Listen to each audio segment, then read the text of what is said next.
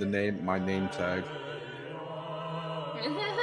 I actually just saw it too. That's funny.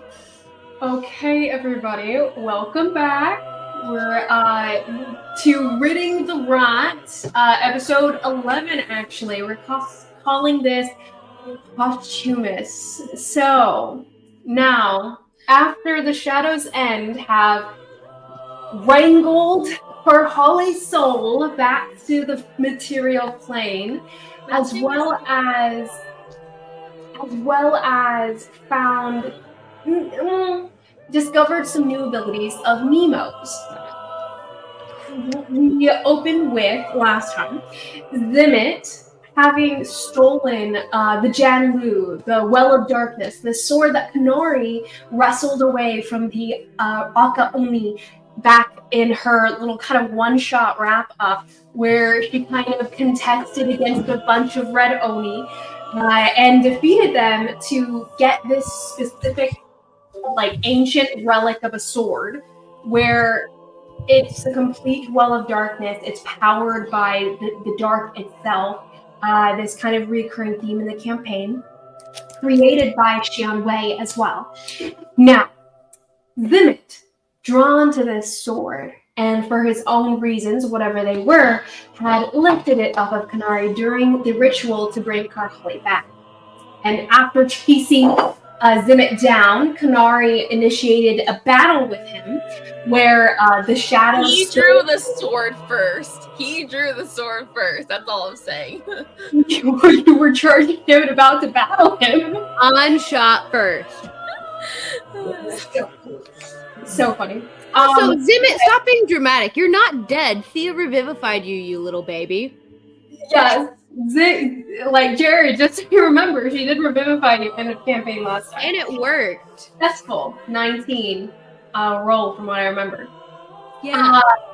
So Zimit brought back and stabilized, alive, barely, but alive, and that's all we care about for Jared, new character.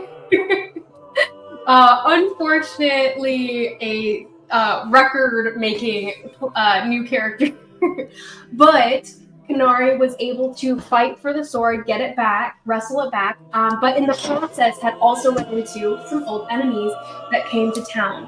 Apparently, they'd been seeking out the sword for the last few months, trying to track down where Konari left off to, tracing her steps back, in essence, and using any echoes of the sword's call to kind of guide their paths, as well as rumors, because you guys are not well known at this point.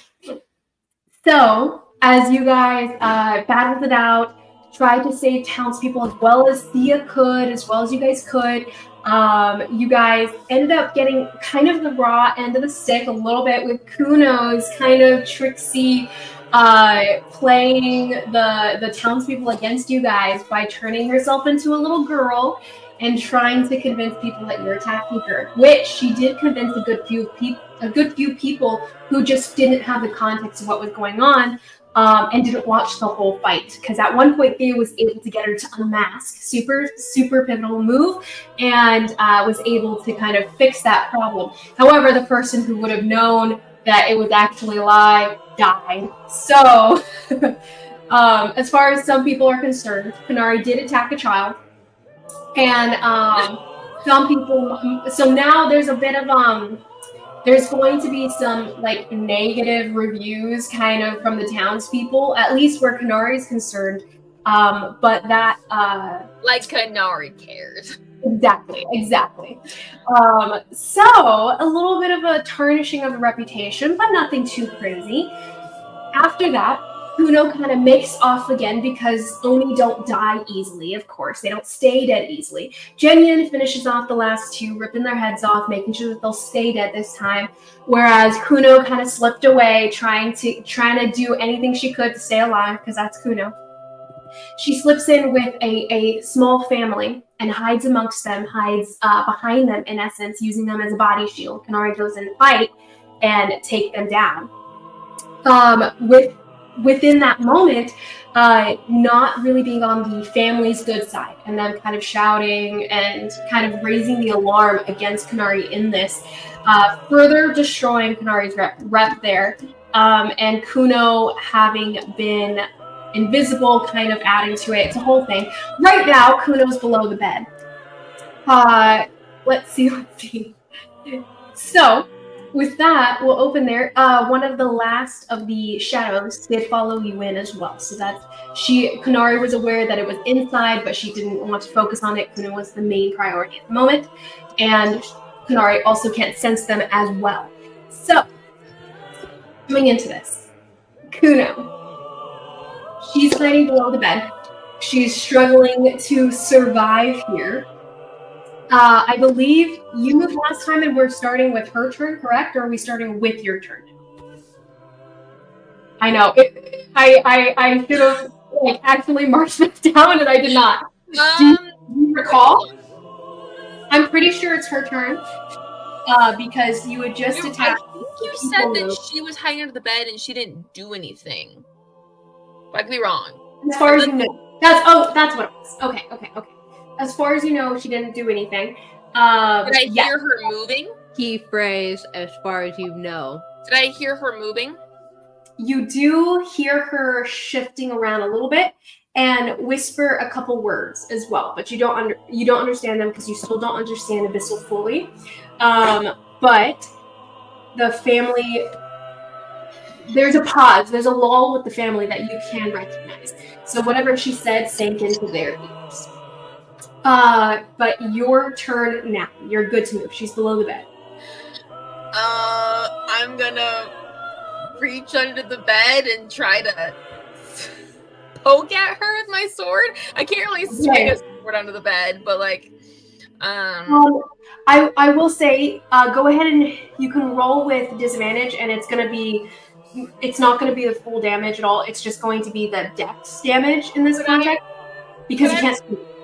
Could I roll could I use one of my main attacks to either try to pull her out of the bed or lift the bed, shove the bed out of the way? Yeah, you can use one of your attacks to grapple her if you'd like, and then you can pull her from there if you'd like. Sure. I'll try it. Why not? We'll see what happens. Yeah. You're not Karhalle. Otherwise, that grapple could be a bonus action, Chica. Well, okay. As you move to bend down, one of them goes, "What are you doing? Why are you reaching down there?" And the father himself goes, "Stay away. Just leave the household." And they're still arguing against you, still trying to push against you there. Are you?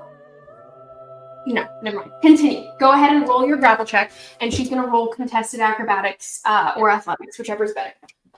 Well, I got a natural 20, so hopefully that'll be good enough. Wild. Yeah, I doubt she'll be getting a natural 20. Obviously, I'm looking for your whitey tidies. There's a monster under the bed.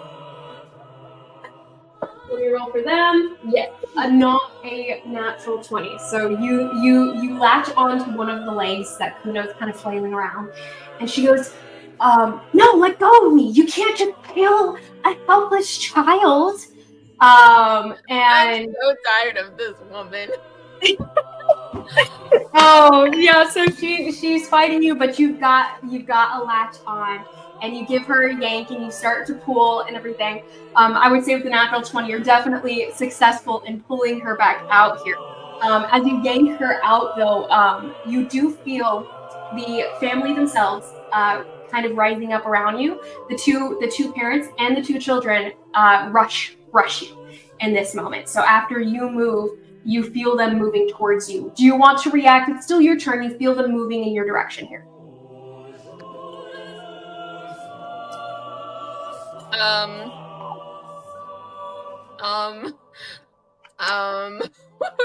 That's a great question.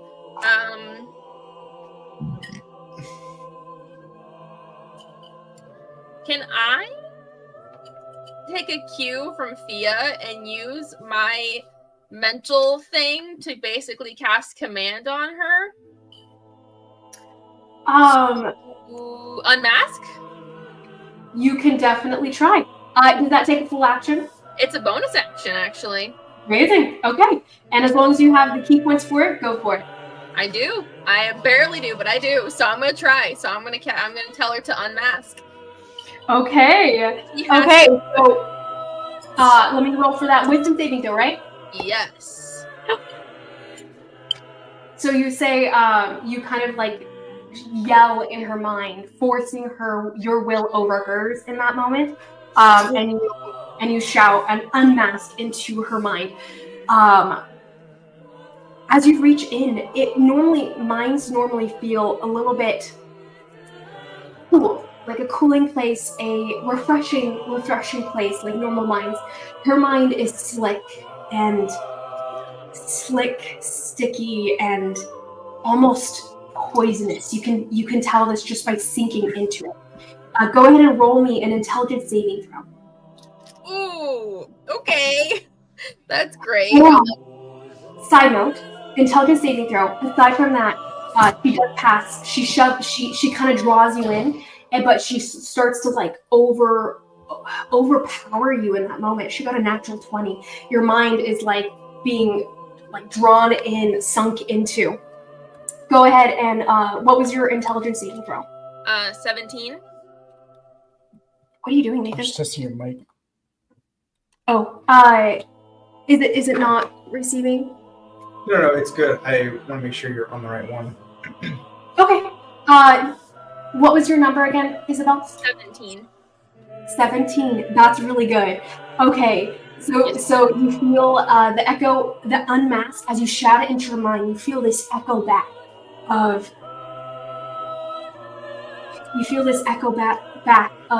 vanquish. But it doesn't do anything. You feel this like energy of aggression almost fill you, but it does not. You shake it off. Good job. So, okay. As that happens, the people around you are jumping on you, rushing you. The father tries to like grapple you, because just like a body slam kind of grapple, trying to push you down. Go ahead and roll me athletics or acrobatics to combat it. Yes, ma'am. 18. 18. Yeah. So he kind of like throws himself at you. You knock him off. And he just thumps into the ground and everything. The wife tries to do the same thing, and she's trying to like guide her little children past you. And that's also a failure on her part, I'm sure. Unless you roll a natural 1. Go ahead. I did not. I rolled like a 20 something. Nice, yeah. So both of them are kind of like trying to push you away, and their kids are coming out from behind the bed. Do you just like let them pass? Yeah, I don't care about them. I want them out of here. That's okay. fine. Yeah. So that's their turn, and now it's your turn. Oh, can I use my second attack though? Because I did a bonus action. Oh, that's true. Okay. Go ahead and use your other action. This is kind of them. They're kind of in the background because they're not really like effectual necessarily. Yeah. So go ahead, finish your action, then I'll be your turn. I'm going to take a swing at her, and cool. I'm going to try to stunning strike her. So we'll see. Okay. So what is that to hit? 3 to hit. 23 definitely hits. Okay. So that is 17 points of damage. 17 points. Okay, so one last smash down, and she goes unconscious in that moment. So you kind of like smack her across the face, and she goes, "No, don't!" And she's present. You can't tell what she looks like in this moment, but you do. One more smack to the face, and she goes unconscious. Can I still stunning strike her though? So she is stunned if she comes back up next round? You cannot. Since she's unconscious, it wouldn't be of any effect in that. Okay. Because if she comes unconscious, it'll be outside. Stun ends once unconsciousness begins. Okay. All right. Then I'm just gonna try to, I don't know, move away. I'm trying to move away from the family as much as possible to get out of there. I don't know. I just don't want to be right there in the corner with them. So yeah. They're still kind of fighting against you here. In that moment, the wife does take off and the kids take off after they kind of tried to like push you away and it didn't really succeed. The father's kind of like standing at the door, waiting for them to move, and they take off. I'm gonna roll to see if they are sticking around long enough to see her dissolve the unmasking, basically, as she goes unconscious. Okay, he does not. Okay. So the parents themselves kind of take off and don't really wait to look at what's going on. So once they kind of just push you away, trying to make space for themselves, they see you're not paying attention to them and they just book it. So no hanging around as you're knocking Kuno out in that moment. no one notices anything. Love it. Okay, cool. Well, part of it is that she had charming effects on them. Doesn't matter now. It's released. Sure. She's going unconscious. But they're kind of focused on themselves even then. Sure. So they take off, and don't roll high enough to notice, unfortunately. That's going to be, you knock her unconscious and she is out for the moment. That's the end of your turn though. So at the end of her turn, she will wake back up because she regains health at the beginning of her turn. So you knock her out. She goes out again. She goes limp, and her mask starts to dissolve. And then once she wakes back up, the mask reforms itself. Not that you can see this, but she rises up to. She's gonna try again. Go ahead and roll me an intelligence saving throw. She whispers under her breath. Okie dokie. It's not too bad. 16? 16. Not bad, but not a 17, unfortunately. So, in this moment, you hear her whisper something under her breath, and you feel for the moment that the people actually,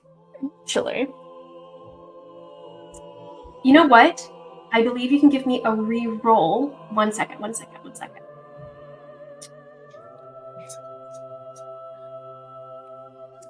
ahead and roll me a second time and see what that roll is for the second roll. Technically, you would have advantage on this. Okay, cool. Oh, I got an 18 plus 19. 19 total. Okay, so you do pass it. Okay. This one was more of a charming effect and not really meant for battle in this moment. So you had advantage just because you were aggressing against her. So with that, you shake it off. You feel this cold, poisonous mind trying to overcome yours, and you shake it off. You're better than this. You have Ty, honestly, too. So as it comes to your turn, she's almost unconscious. She's back up, but what do? We're gonna try to hit her again. She's like, you need to stop. Dirty 20 to hit. So okay. At this point, you do hear screams down the hallway. Okay. And dirty 20 hits. 13 to hit? Or 13 points of damage. I'm sorry, 13 points of damage. 13 points of damage. She goes unconscious again. Okay, then I'm gonna so I get advantage because she's unconscious and I'm doing melee attacks, right? Okay. Yes. So that's a 21 to hit, so I'm gonna hit her again. Mm-hmm. That is 13 more points of damage, and then I'm gonna punch her. And technically, I think, do my attacks... 2 should be it. What? 2 should be it. Perfect. That is a 28 to hit. So, and that's 7 more points of damage. Yeah. Okay, so as you're just like pow, pow, pow into the Oni below you, part of it's kind of like you're hitting so hard into her head, and this you can hear the sound of like the ripping effect as the muscles in the neck start to rip. Some of the spinal cord probably gets torn in the process as well, and you can feel her. You can feel her stop moving entirely, even more than just her unconscious self. So you hear the breathing stop and the heartbeat stop in that moment. In theory, she is fully dead. I think Konari probably smacks her a few more times, though, to ensure she's fully dead. Like, she'll be like, oh, Karhalle want me to cut her head off, so I'm going to cut her head with my sword and just... Yeah, totally. You just to make sure, you slice her head off, separate the body from the head. Cockroach style, I suppose, or making sure she can't come back cockroach style. The little kid is just at the window looking in, like... You do hear the screaming continuing downstairs. Let's see.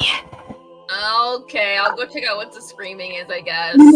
I mean, you're okay. At this point, yes, you can go downstairs, but you took the moment to ensure she was dead. Mm-hmm. So whatever's gone down there has gone down. So I'm gonna see for the Shadow Man how well he did. He didn't try to eat me. Well, he was coming up, but they went out. So they came into his attention its attention rather than. Wasn't Jen Yin following her? Not a smart thing. It's not a smart thing. It's a obedient thing. Not even that necessarily. It's just instinctual. It just attacks triggers nearby. Jen Yin was going to come in after he dealt with the bodies, but I will say he's been dealing with the bodies. I don't think this has happened pretty quickly with itself. If anything, he's coming in around the same time that Konari is, I'd say, just because he'd been dealing with the Oni outside. But I will say the shadow itself was only able to get 2 of them. So at this point, and I would say that the parents kind of threw themselves in front too. So you hear the children kind of screaming and kind of frozen on the spot as you're moving down that way. And I'd say Jen Yin is moving in as well, but he's a little bit confused as to where the shadow is. You hear him trying to calm down the children who are just crying and kind of inconsolable in the moment, and he goes, "Leave, out, go, run." And they're just kind of like screaming and backing away. You come downstairs and you kind of see this scene. You can't tell where the shadow is. You can just feel cold in the room with you guys. I'm gonna hold my attack then for when it shows itself. Mm-hmm. Jen Yin turns to you and goes, Can you feel it? Yeah, it's pretty cold. Pretty creepy. Steps forward a little bit, reaches out, trying to sense it himself in what general direction, but his senses are not as good as yours. So he can't even feel it. But with that, the creature is going to lash out. I'll just choose between you guys. It's going to lash out at Jen Yin here. I have a ready action. Yeah, go for it. She's like, you aren't touching. Nope, nice try. No, that's a 17 to hit. 17. Roll that damage and see if you poof it. Let's see, where's my D8? That's 14 points of damage. 14 does it. Yes! And as you kind of wait for it to react and you feel the cold kind of blow up, you used disadvantage, correct? You have been? With this one, hold on. I didn't with Kuno. I don't think I had. You're good. Okay, cool. Mm-hmm. Oh no, it's way better. This second roll was way better. So yeah, they're not that hard to hit anyway.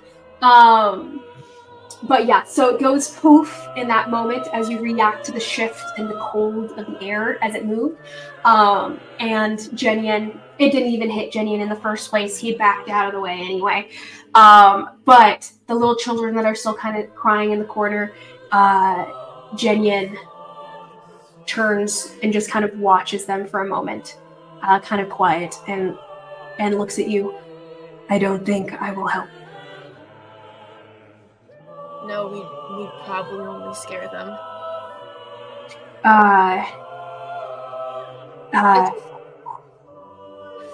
He looks down and goes, who will care for them now? I don't know, but I imagine whoever it is will be they'll be better than we were. It's okay. Yes. There's other people in this town, right?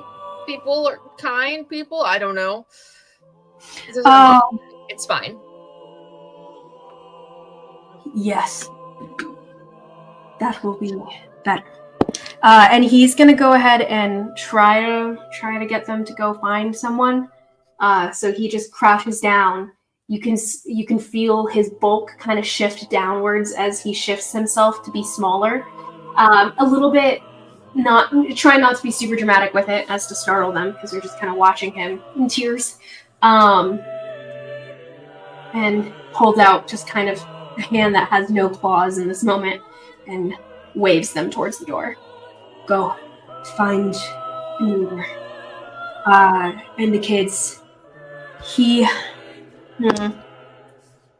rolled well enough to get them to go. So they kind of jump as he motions towards them, but they get up and run out the door. Poor things. And yeah, you're out of combat. See if Kuno has anything on her body really quick. Anything of interest. I'm curious. Okay. So you go upstairs to check.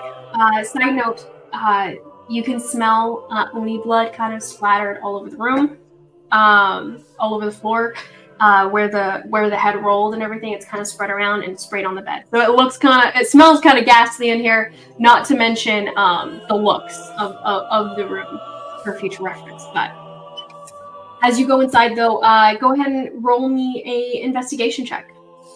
Zimic would never do that. That is my strong. What would he never do? Spray blood all across the inside of that room. No, because he just dies. I'm fairly certain that's exactly what you were doing when we first saw you. Oh no, you're 100% right. I think 14 DM. 14, nice. You look up on her person. You don't find too much. Namely, 2 small daggers. They're kind of hairpin sized, so they're little daggers that would fit into your hair, like chopsticks. Like, this is useless. Yeah. And then you find basically a casting. Oh, nope. Never mind. You find only like her kind of hide wear, which isn't very good armor. You find a little skull that's wrapped around her neck. Not one, it's like multiple skulls that are just kind of strung along a string and jangling together. And as you kind of feel closer to the different parts of her clothing and everything, it seems like a hodgepodge of stuff. She doesn't seem rich. She doesn't have any money on her. She probably killed to do whatever she needed. I would say you do find a sack full of different types of food. And as you sniff it, you're kind of like, this might be like human food, like pieces of people. Nice. Konari's gonna take her necklace. Bring it for Shy. Right? Human jerky. I think I actually have human jerky in my inventory. Oh yeah, more human jerky. Nice. Nala gave it to you. Yeah, so there's a necklace of skulls and a belt of different types of bones, from what you can tell. Konari's gonna take the necklace of skulls because she imagines it was probably like a trophy thing for her, and she's gonna crumble the skull and drop them over her body and be like, "Hope you enjoy them now, I guess." Nice. Okay. Do you leave her body there? Yep. I will leave her body there. So that way, if anyone has any problems with her, she can say, "You can go look at the body. I mean, it's up there. What do you want me to do with it?" You could take the head with you. That's true. You should actually take That'd the be head funny. with her, like a little trophy. She's like, "This is what I killed. It's fine." While she's leaving, she's gonna be like, "Oh," to Jenny, she's like, Karhalle died. She's back. I'm gonna go talk. I'm gonna go find her." On that mission, it's kind of crazy, and just walks away. And he goes, "I didn't make my pie." As he goes outside with you. He didn't make his pie? He goes, "No, we went shopping for the ingredients, and I was asked to help with renovations. It doesn't matter. Karhalle." Are they treating you like a slave? Are they being mean? He considers for a moment. There's solemn consideration. He hums to himself. "No, I don't believe that was the intention." Good. Well, you can go find Shannon again and make your pie. I'm not trying to stop you, dude. So go have fun. Just keeps walking. I will as seize the moment and ensure that everything is settled. And he kind of just lumbers after you. Because just like this broke out of nowhere, and he does not trust it. Car, what were you saying? Thea, actually, as they're walking out, Konari, does 27 hit? Yes, a 27 hits. Okay, as you walk out, Thea clocks you straight. Actually, no, she's a little shorter. Behind the door. So right hook across the jaw. Oh, only took you like 2 tries. It was a natural 20, by the way. Love it. I'd like to throw that out there. Couldn't have done that against any of the Oni we were fighting. Sorry, what would you say? 11, 1,200, 7. 11. That is the amount of people that would be dead if I wasn't so predisposed to messing with fate. 1,200 is the amount of ethereal funds that I just used to save everyone I could, including your only lead on Pebble's tribe. The one that she died trying to get? Yeah, you almost lost him because of your recklessness in carrying that blade. And 7, that's how many innocent lives that piece of Shishen is worth. Thea does a 27 hit. Me? Yeah. Yes. As you're saying that, there's Konari Genyan kind of stalks up next to you, and he doesn't throw a punch. This is more of just a clawed hand, like shoving against Thea to throw you back. But it is more like a club than it is a hand in that way. So this will just be his normal like attack, I guess, with unarmed attack. So that's only going to be 6 points of damage, bludgeoning damage, as he throws you back, and you just go back like boom, boom, 10 feet. She kind of It's okay. brushes herself off. Bristling. Right. This was fun. You have got some explaining that you owe everybody a thorough explanation, pointing at Zimmet, recently arrived, and then pointing at Mnemo. That was awesome. I have no notes, actually. And she'll give, as she's on her way out, give Mnemo and Zimmet each a punch on the shoulder. That is 4th level cure wounds. I'm about to say, there I go. I'm dead again. No. A 4th level cure wounds. Thea. So you were aware, I am untouched. Oh, well then never mind. It's just a friendly punch on the shoulder then. Punch. You take 1 point of damage. No.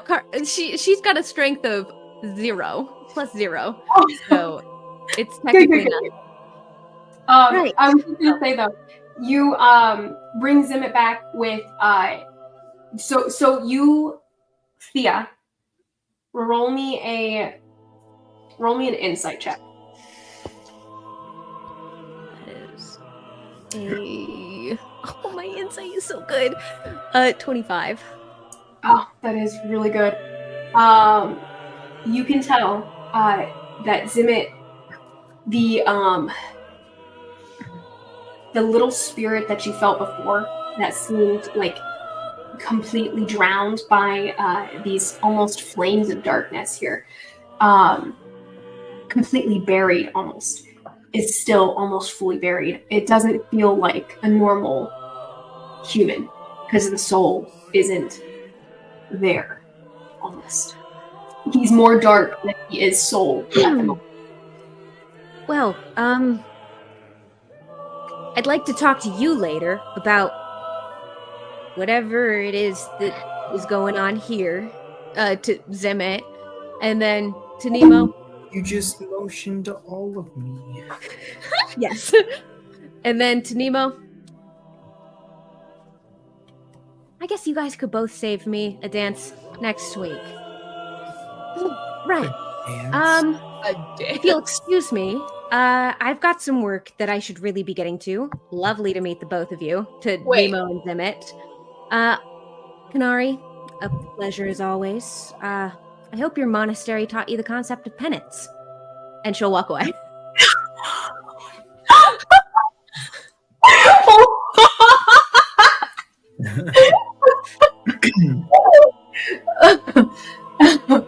Konari looks at Jenny and is like, penance? As in, like, they broke your bones when you didn't do your mission right? Like, I did the mission. I don't know what she's talking about. Like, genuinely confused by what she's talking about. I feel like I should be upset about this, but I don't know. You hear a call over her shoulder. You can also maybe cross-reference the word atonement. That might help. I'm pretty toned. You're welcome to give it a feel if you want. I mean... Jenny leans down. I don't like this one.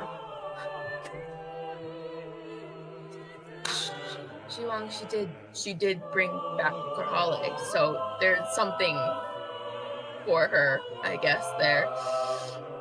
Is she the woman What? Karhalle always complains about? Yes, that is her. And you know what? Technically, it was Mnemo who brought her back. So really, I guess Thea didn't do much after all. Interesting.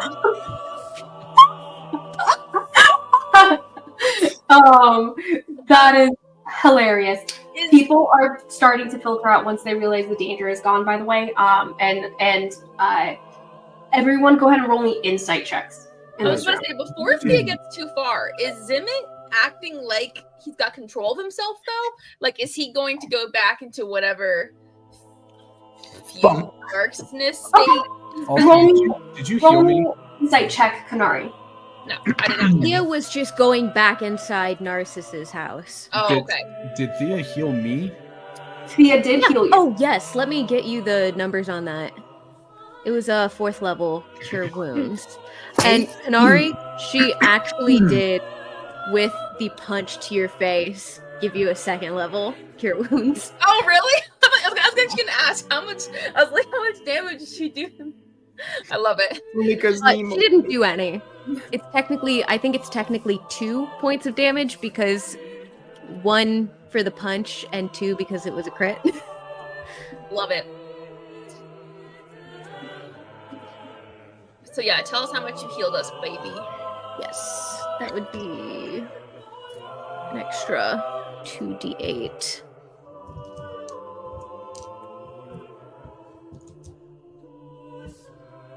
Oh, I can't find my other d8. There she is.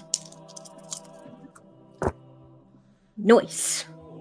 10, 18, 22 plus 27 points for Zimmet. Only 27? Cry about it. I will, in fact. Doesn't 27? heal. That was a 4th level wounds, Becky. Yeah. Go magical cry healing about it. is just doesn't actually give you that much, honestly. This is honestly fitting, Konari, because her heart really wasn't in the healing spell. 18 points of healing to you. Nice. Love it. That was also with a 4th level slot. I rolled 3. Okay, 2. then I'm gonna say something. Konari actually looks just fine. I just looked at my hit points. She's actually like full up. So don't waste the 4th level spell slot on me. Oh, it's fine. She's not got anything better to do with it today. I guess. All right. That's fine. And I already rolled it. Okay, cool. As you guys are walking down the street closer to where back to Narcissus' cottage. You guys aren't very far from it. You guys are right outside the front.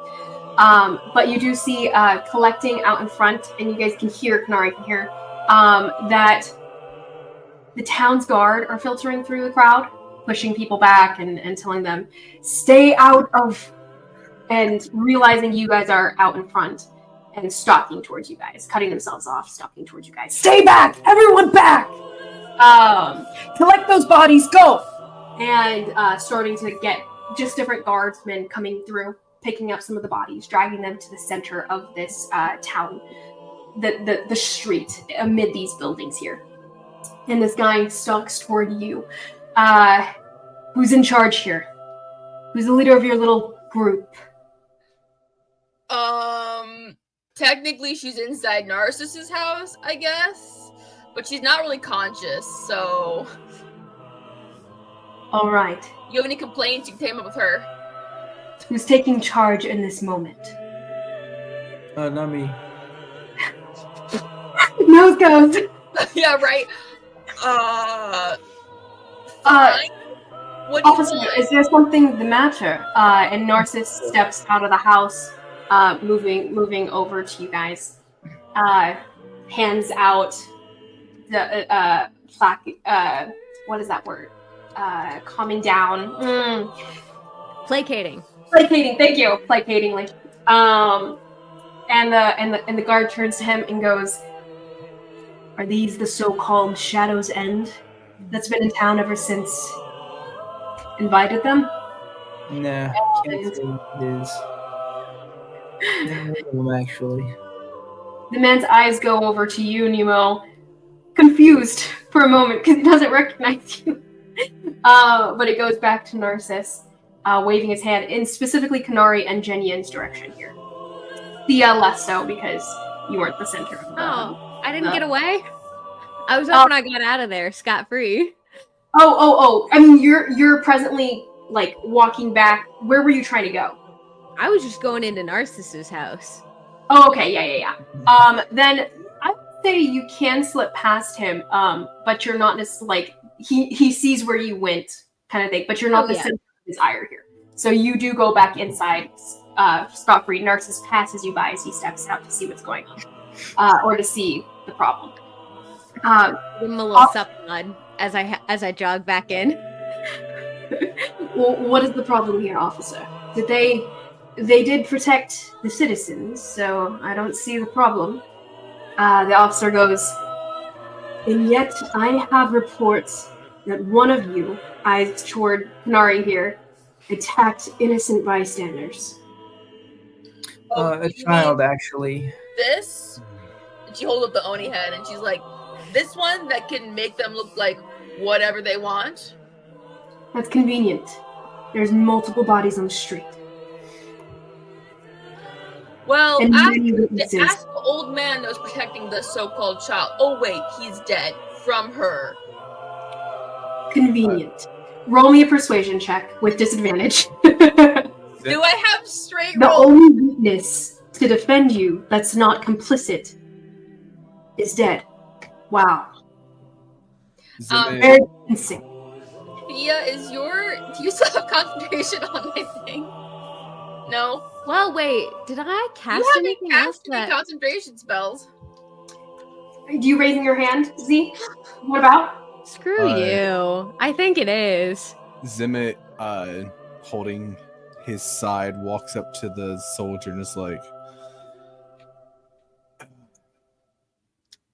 she did, in fact, save the people. I was one of them that they revived. I'm having a hard time. This is the second time I'm coming back from death in 30 minutes. So, please, she did what she was supposed to do. And I'm going to try to help her with her. Bernie, what did they say? And you see probably this co-captain here, who's interviewing a bunch of different, just different people that had been in the general vicinity. And a lot of them did not notice Z being kind of the release of the shadows, because the shadows are just hard to see, is part of the thing. Like, once they're released, they disappear. And so she comes back and goes, he didn't seem to be a major, he didn't seem to incite the fight itself. Although he did pull out his weapon first, according to some. He goes, kind of thinks about it for a moment. Roll me a persuasion check, Z. Sir, the shadows attacked first. I was only defending the people. I'm gonna roll wisdom check for Konari. 23. She really wants to blab. She wants to be like, it was him. It was this. 23. 23 is really good. He goes, then where did these shadows come from? The shadows. Where did these shadows end? The With shadows us, ended Becky. right here, Becky, now. With us. Yeah. Captain, many say that they manifested from the shadows themselves.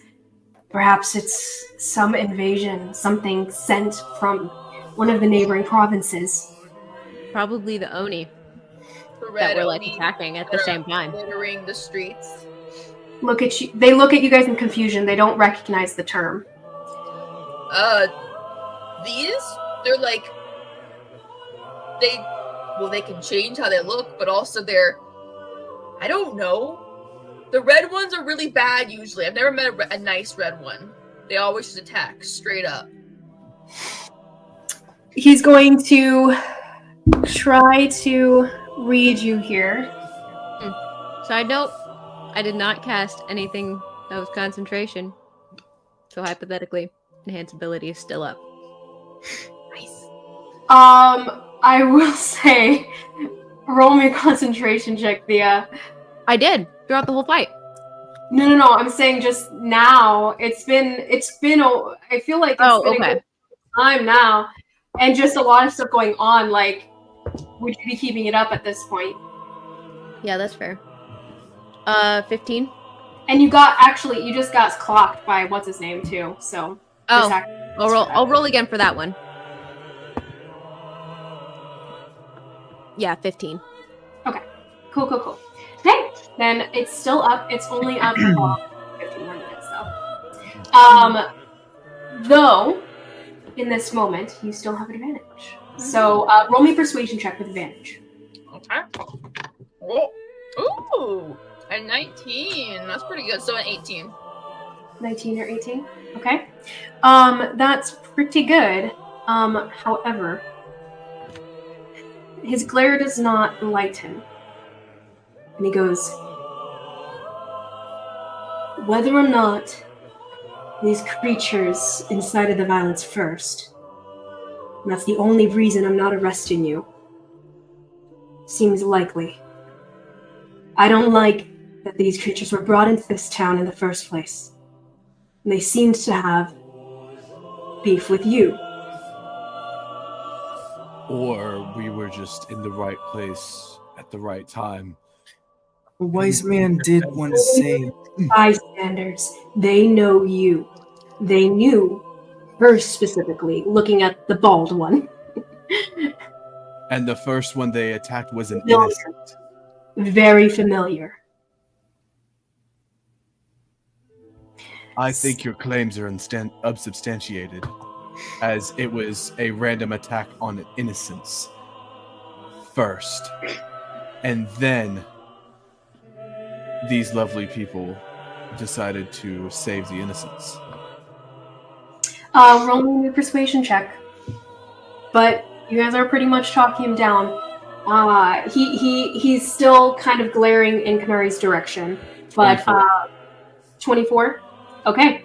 So Vern ends up elbowing him, and he looks over toward her, shakes his head, and goes, I don't want to see any of your faces within town. Stay up at the mansion where the madman lives. But he goes, just collect the bodies. You can give us an escort. Local clinic. Adventurers. And he just kind of mutters under his breath and walks away. People that the crazy man brings around here. And Vern goes, well, he does do wonders for tourism. But they walk away as they start collecting some of the fallout, trying to get people to move in, clean the blood off the streets and such. Konari will turn to Jenyan and be like, I don't think anyone's going to ask you for help with renovations anymore, so I hope that's okay. Oh no. He just kind of lets out a long exhale, very much a heavy sigh. You guys do hear some hard breathing in the distance, though, and a high-pitched voice kind of trying to push her way through the crowd. And no, I'm a friend. Hey, Zhanlu. And she's kind of just pushing her way through. Where's the tall one and the handsome guy? Hey, Zhanlu. It's what happened? Did you... Oh no. Oh, that's gross. Okay, This is for authorized personnel only, ma'am. Please leave. Who are you? None of your business. Please leave. Roll intimidation check. Yes, damn it. This might redeem you in Konari's eyes. You guys see Shannon push through the crowd, yeah. Who is this? You don't Freaking Shannon. You She's might know her. literally the worst. She probably had poked around, asked you maybe a couple questions, and had just asked you, why are you so pretty? Way back when in the mansion while you've been staying here overnight. But I assume you didn't ask her because you were still kind of down in the... You assume I didn't ask how she was so pretty? Old claim. Didn't answer her? Oh. Yeah. Did you answer? Would you have answered? No, I would have scowled. She doesn't look in your direction immediately because she was definitely Focused on Jenny. focused on Jenny. Yeah, but V, what was your intimidation roll? A dirty 20. Dirty 20. Okay, so she's definitely she kind of just cowers away a little bit. She goes, "Okay, I'll see you all back at the mansion." Turns away and tells Jenny, maybe we can finish later. and waves at Konari. Oh, that's helpful. I wanna. Okay, I can't see her. to. I'm gonna mind link with her, and just all she's gonna the one, yeah, and all she's gonna hear is "That's right, little one," and then What did you say? "That's right, little one." Oh, creepy. She just kind of shivers, looking around herself for a second, very confused, and skitters away. But yeah, after that, the townspeople are just kind of like crowding around, watching as the guardsmen come in, trying to clean up some of the bodies here. Some of the people that were brought back by Thea kind of crowding around themselves and bonding over the trauma in this moment as they're just talking about how everything went dark, but then there was this flash of green light, and then they were back, and just all the townspeople gossiping about it, and it's spreading like wildfire. Everyone in town will know by this time tomorrow. Guys, I've got a reputation to maintain of being aloof and mysterious, and this healer stuff is not gonna get me where I'm supposed to be. What are you guys all up to now? I want to go check on Karhalle, obviously. Like at this point, it's like. Oh, I went back in and immediately started rifling through Karhalle's stuff. Jaskier's right there. I know. Jaskier probably would have stepped out for just a moment in between when you start doing this, and when he comes back, he's just like, "What in shit are you doing? Stay out of her stuff." I am reimbursing myself for the ridiculous amount of diamonds that I just went through, and I have to make sure that I'm well stocked up the next time one of you morons bites the dust and comes crying back to me to fix it. She's also like covered in blood. Well, how about you just wait till she's up and can actually respond to how much she, in theory, owes you? Okay, well, no. Not Pebbles. Konari. What? Huh, you can ask her. She pulls out, she knows where Karhalle keeps her money. She pulls out a couple hefty handfuls of platinum, specifically 170. Thea, roll persuasion check for Jaskier, because he's considering lunging and forcing the money back into her money pouch. Are we all going back into the house? Yeah, I would say probably everyone's filing back in at this point. Do I see? Kind of just putting it up. She backs the townspeople that are trying to look at you guys and get a question in that moment. Persuasion would be 28. Oh, nice. Okay, so Jaskier like glares, you glare back, and finally he just rolls his eyes. And your head, she will smash it if she feels like it. Maybe I'd be into it. Your grave! Just do it. Just do it. She has a lot of gold anyway. She probably won't care that much. Not. Oh, by the way, can we talk for a minute? Like, about that? And gesturing to wherever Karhalle is at. What's up?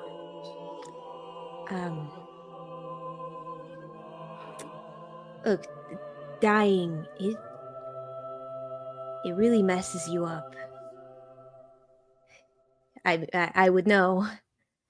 You know that I would know. Your soul gets dragged through a high storm, shredded into confetti, and scattered off a cliff. Putting yourself back together, it's like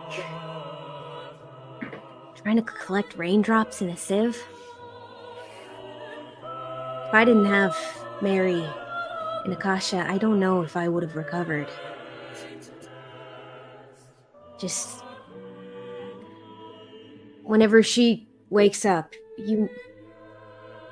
she might try to act like she's the same self-righteous son of a shaitan she's always been, but she's not.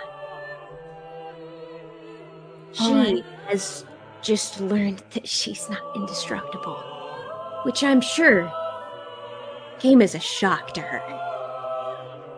So, To all of us, probably. just be patient with her.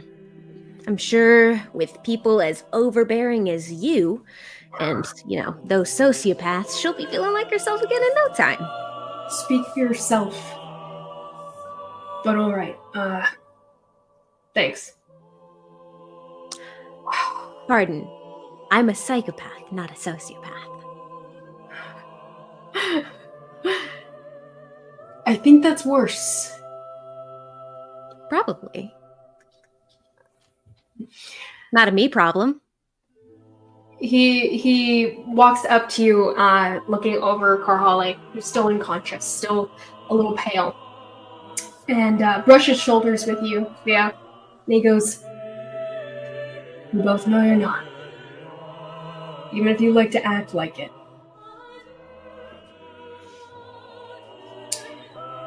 But good to hear. We'll keep it in mind. Thanks.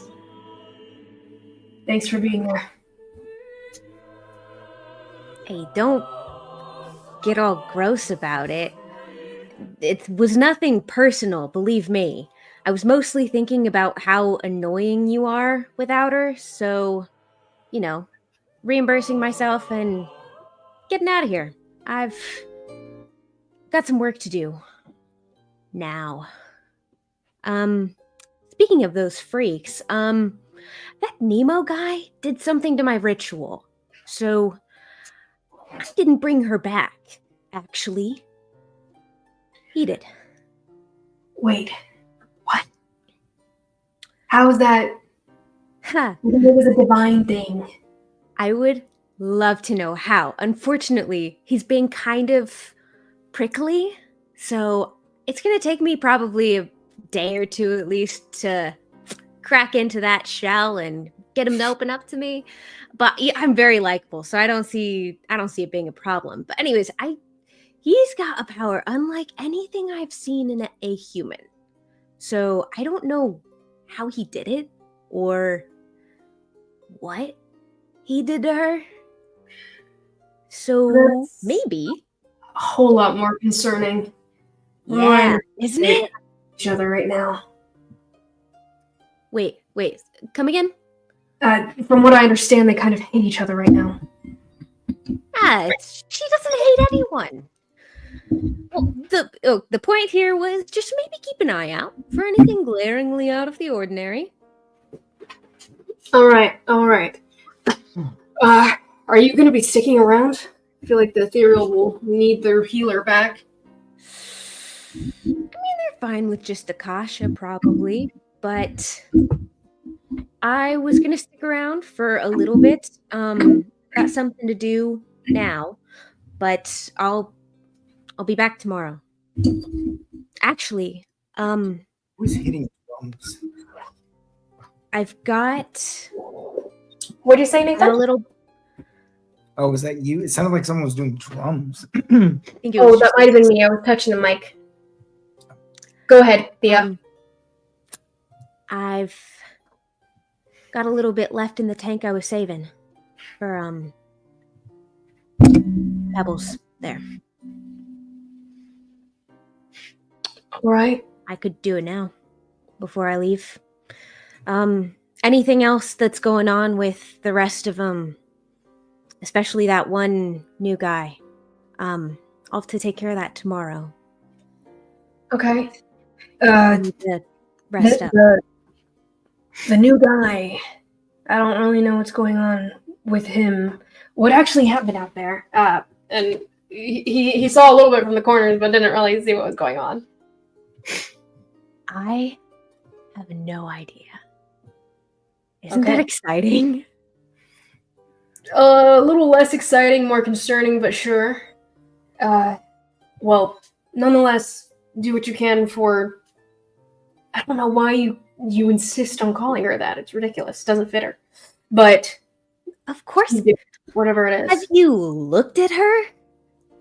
Pebbles is way better than the Wanderer, and I'm still pissed that that's what's sticking.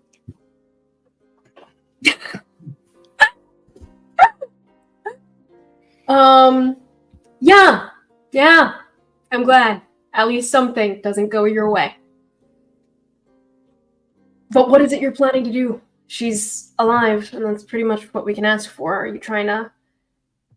I feel like at this point, all she needs is rest.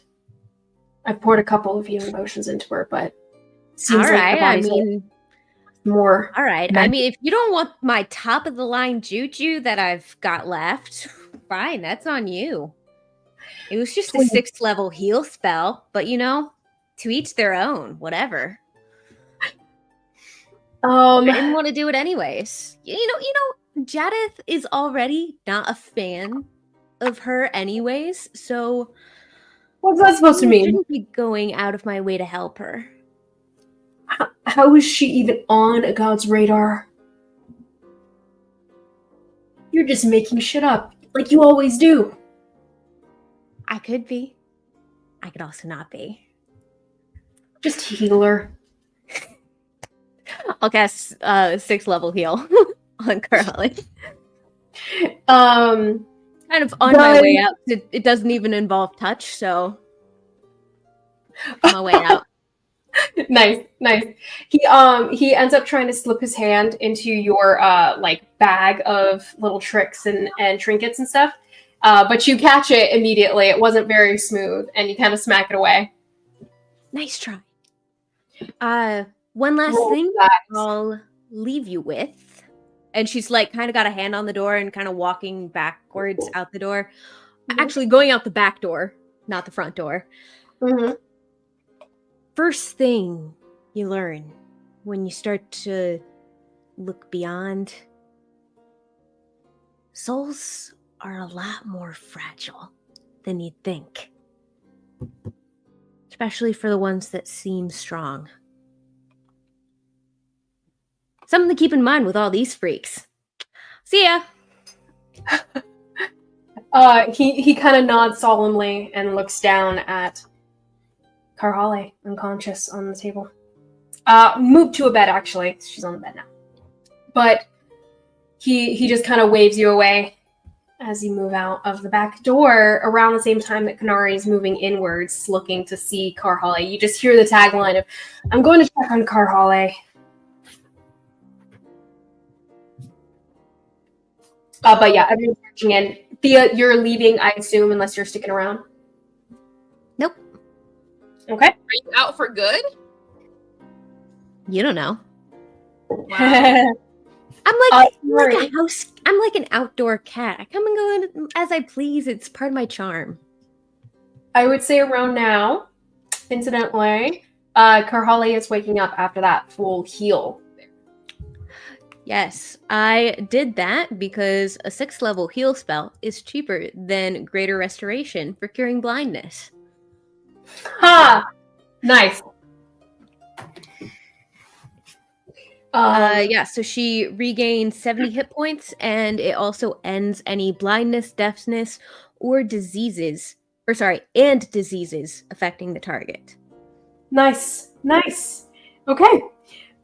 So heals away. Karhalle, when you wake up, you can actually see again. But Konari, you're stalking in. Just you're sitting next to a bed.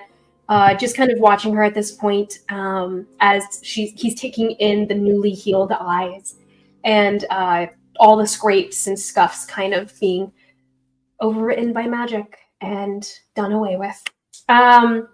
You walk in, Konari, you're immediately struck by the lack of the scent of burned flesh. She no longer has that, so that's nice to know. Seems like she's healed a bit now. And out loud. As that happens, is everyone else filing in or doing their own things? What is everyone up to? I'm just standing in the doorway, arms crossed. Okay. I'm Classic anime style against the door. I'm doing the same thing on the opposite side. Both of you in the same door frame. Same 5 inches from each other. Yeah, 1 foot distance, just faces. Huh. Actually, Mnemo, describe what you look like for Z, for Jared. I guess you have the art that's in the chat if you want to look at that, Z. But what are the general impressions Mnemo gives off to Zimmet? I am super lean, very, very sinewy. Like you can see the striations. I don't have much muscle, but you can see the striations throughout pretty much every single muscle he has in his body. General tunic, you don't see much of his like body, but I do have a faint blue glow to me, and then I also have like long, curly, white hair. And that's pretty much it. Yeah. Okay. Yeah, you were given a tunic from the mansion, the manor. Some of the servants dropped by, gave you something to wear at the time. But yeah, Karhalle, you're blinking awake, and Can we, my little last ditch when before I got taken out. Okay. Yeah. Okay, so back before you woke up, before you're waking up here, you have this last moment where you hear the call and something's distracting you, but you're still, entranced by the surroundings, by your ancestors, by your father, as they dance about you. And as the last little call the last thing that you're able to say to him before you get yanked out, as you guys are dancing about, and he goes, he does say, one of the things he says before you leave as well is, "It is good to dance with you, Karhalle. We didn't get this chance often enough back at home." As he's leading you through the dance, and you guys are both joined in perfectly in sync with everyone in your tribe. We didn't. And I don't want you to think, Vadir, you're not your mistakes. You're not even your legacy. You were my father, and you were there. And that's all that matters. Vadir and I, we're okay. We're rebuilding. I'm happy. It's just... Would you be disappointed if I didn't become everything you wanted for me? He's moving to the steps, takes like one step off and stumbles half note, and yet you yank him back up and he's back in tune, back in rhythm with the rest of them. He looks kind of askance at you and he goes, "Envia, why do you ask questions you already know the answers to?" He kisses you on the forehead and kind of like pulls you in because he's got his arm wrapped around your shoulder as you guys are dancing about, yanks you in, a rough kiss on the forehead here. It's rough in a familiar way, rough in a homey way. He kind of shoves you back with the same grappling strength, the same manhandling feel to it. And he goes, "I call you Envia for a reason. You are the little bit of light I found in the caves. Your mother, what she gave me you. And that's all I could ask for." He goes, "And that is the thing about diamonds, Envia. No matter what shape they're carved into, no matter what use they find, they are still diamonds. And we still love them. I still loved him. Even if I didn't become chieftain. His head kind of rises, looks at you, Ralph Burrowed. Goes, well, I suppose I did not see that as an option. You seem perfect for the job. I didn't either until I met someone. Well, if you met someone, that doesn't mean you need to stop being chieftain. Obviously, I met your mom. That did not stop me.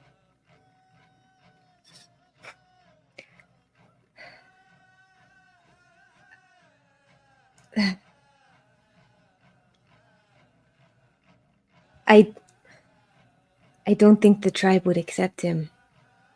He's human and Talon? Oh.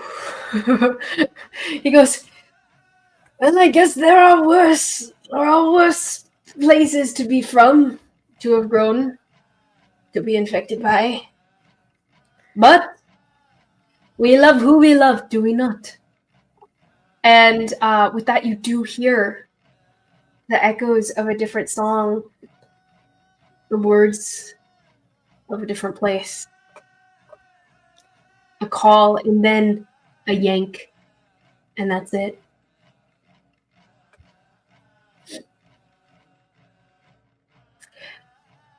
You blink your eyes open with the echoes of music grinding that sound like a bear's growl. And you awake, blinking, light filters in first, and you haven't seen light for most of the past day. And you do see a group of people you are familiar with, and a man you were just speaking about. Hey. You're safe. Karhalle. You're in Narcissus' cottage, back in Coel. You're sleeping in his smaller than expected bedroom, and on coarser than expected sheets, but you're fine. They're fine too. She does look around and, like, taking stock of each person.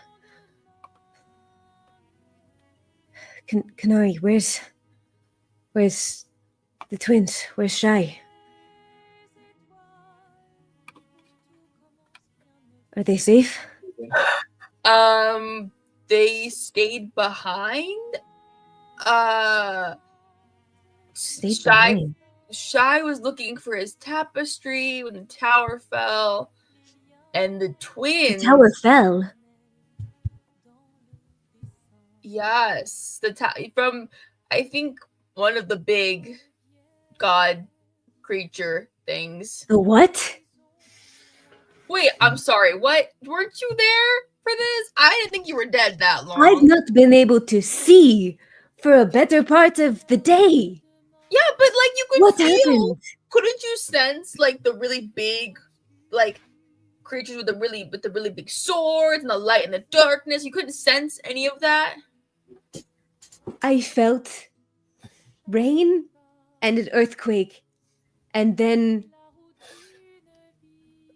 I guess you then haven't I had was an falling. experience, A little bit of heat from the fire in the forest too. And right? there was stuff on fire, and then I was falling, and then Feelings, yeah. Elemental things going on. Yeah, right. I forgot you don't have much experience, being blind. I can. Yeah, there were these giant creatures. That's who was causing all of the fire and the voices and the wind that blew you off into the trees and killed you, I guess. Killed me. Wait, what? I mean, not killed. Obviously, you were really much alive the entire time. Jessica and I knew this, but Thea thought she needed help, and Yeah, show off. you were fine. Yeah, but like, she thought she wanted to show off, but it didn't matter because Mnemo ended up doing stuff anyways. Like Mnemo, I don't even know what happened with that. She feels at the wound on her back, and she's gonna insight check Jessica on the "you were fine" bit. Because Konari just said that she was killed, and then Jaskier's tried to say that, oh no, you were fine. Konari changed her tune too. She's like, oh, I mean, no, like you were fine. But Thea got over worried about it and wanted to, you know. Yeah. Roll, yeah. Insight check. Konari, roll persuasion, and Jaskier will, or well, I guess deception more so. Ooh, Jas did not succeed that. You might have. Oh, I rolled very low. I only got a 12. I got a 15.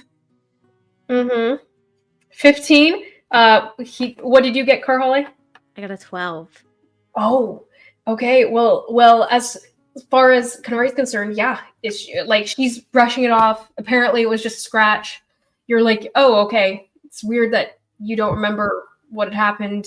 I guess you were unconscious, and that's kind of wild itself. But okay. But when you look at Jas, he's still kind of tense.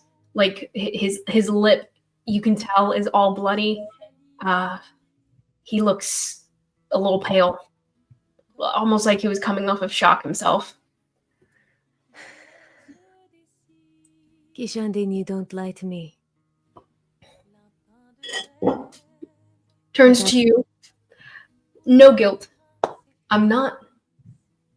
You were fine. Because you have these friends that wouldn't let you go that easily. You have me that wouldn't let you go that easily. You were fine.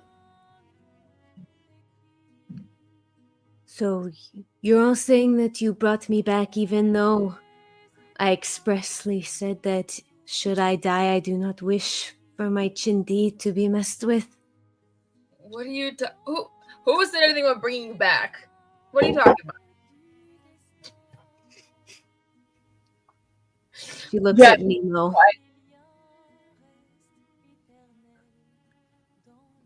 I suppose we are even, then.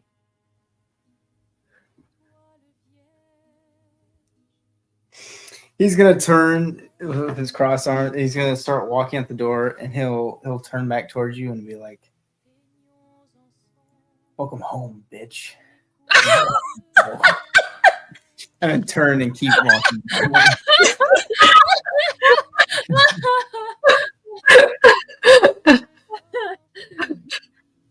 You know what? Karhalle, we just said you. I missed you too. Karhalle, you were just unconscious for a prolonged period of time. It's fine. Don't worry about it. Don't worry about it. Ooh. But I saw my father. Was that Feels like a dream. Like you can still remember the encounter, but it's almost like grasping a dream, and as you wake, the more and more it's leaving you. Roll me a intelligence saving throw. No. Ooh. You remember, but it is just like waking up from a dream, and you're like, oh, it's so clear in your mind until you're like, wait, whose face did I see? Did I see my aunt? No, wait, no. And just losing it slowly. A 10. Okay. As you're reaching for the memories, you can see your father. You know that you saw him. It's hard to remember. And the words themselves slipping through your fingers, like grasping at the wind. And you're left with one resounding memory, but just one. What does Karhalle remember? You tell me. Ooh. One specific element of the entire encounter that you had with Hakon. Ilsong.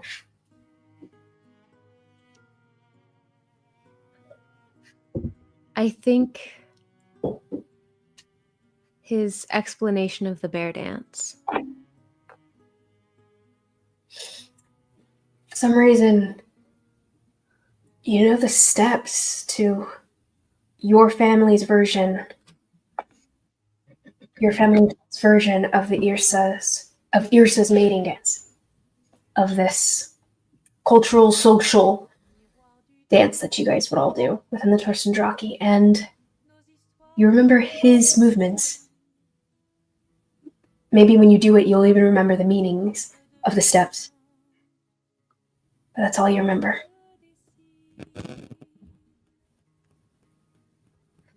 Maybe it must have just been a dream, I guess. But you, pointing at Jaskier, we need to talk about how to use a bloody sending stone. Hey, I brought what I could get my hands on in the moment. Those could have been your last words to me, and what were they? You know, a lot of it's a blur. A lot of it's kind of, in the moment, and you shouted at me, and so I shouted back. She'll kiss him. Konari's like, He kisses back because he was dreadfully frightened. And it might last a little longer than propriety would call for. Konari, you're just kind of... just like, Zenit is audibly disgusted and walks out the door. Karhalle, you should have Jaskier show you that song that he wrote, trying to do anything to break up the kiss. She's so uncomfortable. Jess kind of breaks away. There's silence for a solid 3 seconds after you ask the question. You know what? We should head back.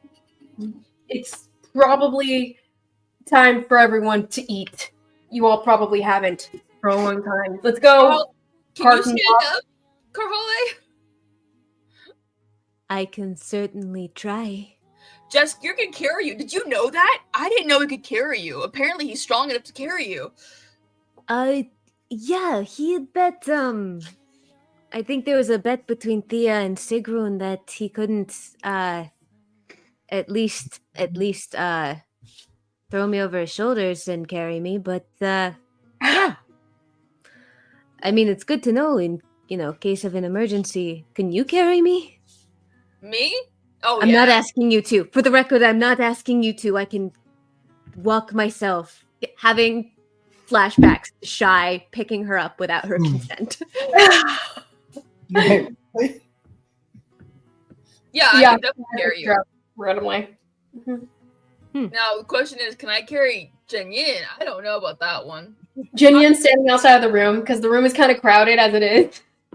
And so he's just kind of standing out in the hallway and has to shove himself over to let Mnemo pass and let Z pass. And he's just kind of crowded there, hunched down under the roof and everything. When you poke your head over, Jinyin goes, I do not wish you try. I mean, that's fair, but we probably should figure this out in case, I need to carry you somewhere, if I can. In case of emergency. Yeah, in case something bad happens. I don't know. We'll figure it out later. It's fine. I won't carry you now. Don't worry about it. I am glad you're alive. Xia Chen has lost enough. Me? Yeah, he's saying this to Kar. No, he's saying this to Zenit. Oh, That's right. 2 people died today. Down as he's staring at you. He seems almost angry. Thank you. You are welcome.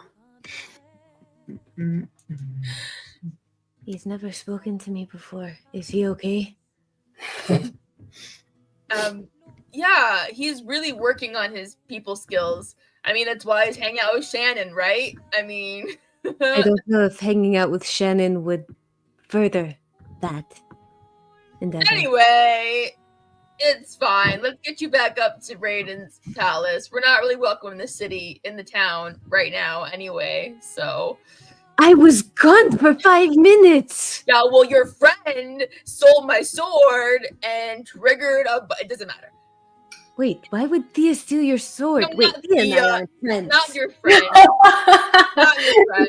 Jaskier just laughed. Full guttural, like, belly laugh of, like, not expecting it after you almost died and the tenseness of the whole situation. Laughs kind of hysterically in the background. We'll explain it later. Let's just get up to Raiden's. Raiden left in a hurry. He seemed like there was something bad going on. We probably should figure out what that was, too. So, yeah, try walking. Hey. Can I walk? Am I good to walk? I don't know. I've got... Yeah, you feel very jelly-like. So there's... Because I still have... I haven't taken a long rest, technically. Everyone kind of lunges forward to try to catch you, but then you catch yourself, and you're like, okay, balancing a little bit. Jaskier comes to, like, take your shoulder a little bit. Try to hike you up a bit over. But I pretend like I need it slightly more than I do. You get your sea legs in just a few seconds, but it takes a few steps and then you're fine. Because my strength score is still at an 11. Because I haven't long rested yet. And everything is at -8. So you're saying if Mnemo muscled you right now, you'd lose. Yes, that's exactly what I'm saying. What time is it? Right now, it's going to be coming on evening. So I'd say sunset was during the fight. Are the shops still open? Some might be. You can look around. You're not really familiar with the area. So go ahead and give me an investigation check. See if you can find one of the still open shops as you walk around town. Natural 20. Nice. Okay. So you come to a shop. You're actually having a sale? Yeah. You come to a shop. The lights are still on. You see an older gentleman trying to get some pieces of whatever he's selling. It seems to be weapons. It seems like a little range of things. Some of which do seem magical. It seems like some sort of shop that's meant for people to see interesting new things, interesting new items, maybe touristy a little bit. So it's open pretty late, probably for that purpose. You see, no one's really strolling the streets right now after the mayhem that happened over in Narcissus Quarter there. But you do see the lights are on, and no other shops seem to be open right now. Most everything is closing down. Some of the shops you poked your head in were like, no. I'm out. I'm going home. I'm clocking out. Not that phrase, but I am out. Sun is down. That's what it means. Bye. Shutting the doors on you and such. But this man is very happy to see a customer, and he kind of comes over. Oh, come in. You seem new around here. Do you have any context for this place? There was no name on the shop, as a side note. No. Enlighten me. Okay. This is the Red House, and the Red House has... Is it red? No. It is... Well, it was not red when you came up to... Okay. It was a plain... As you come inside, nothing is red in the front room either. And he goes... I call it the Red House because, and he turns around, kind of waving his arms at some of his wares that are sitting on shelves and whatnot. He goes, all of the items I contain have brought blood somewhere in Ellis Car at one point or another. So everything I hold has been used by some great warrior that has bled all of his foes, all of the weak ones, that he fought against and came out on top. So my place is the Red House because it sells the items of winners, the weapons of winners, I would say. Come in, come in. So it's all your stuff is all, covered in blood and. No, I cleaned off the blood. No one wishes to get by. You sure you're not a vampire, my friend? You stay open late. Sounds a little suspect to me. The vampires are just legends and lore, and folklore. They're not even real. Doesn't matter. Come in. Do you wish to see what I have to sell, or do not? Oh yeah. As I walk past them, I just want to be like, it in a serious, like, kind of in a creepy way. Just be like, oh, they exist, all right. Wait, you whisper that in his mind? Yeah. Okay, roll me an intimidation check. Not necessarily that you're trying to be intimidating, but Yeah, I mean, you are. But we'll see how much it gives him the heebie-jeebies. The heebie-jeebies. Oh shit! I can't read that. Oh, it's 12. 12. He kind of shakes his head, looks around at the different relics that are sitting on the shelves and such. His eyes lock on one specific, looks like a black orb of some sort on a necklace, and he kind of squints at it. Okay, so what is something that piques your interest, good sir? Oh, I'm in need of a couple of items. However, you seem worse for wear, if you don't mind my saying. Is that blood on your collar? There's blood everywhere. Yes. A lot of black clothing, though. It's hard to tell. I'm in need of some form of cloak so I can cover my head on those hot days. And I could also use. I'm also just interested to see what you have on sale that you would offer a traveling customer who quite possibly could be a repeat customer if you play your hand wisely. And he looks you up and down. Goes. Do I need to roll? Swimming in money. Yeah, roll me persuasion check. You don't look like you're swimming in money. That is. Oh shoot!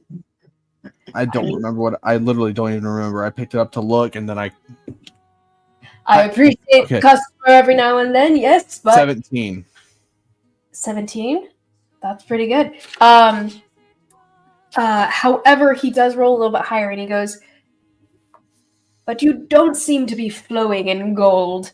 Your armor is tacky at best, and you don't seem to have any interesting weapons of some sort that would give you a higher claim to power or nobility.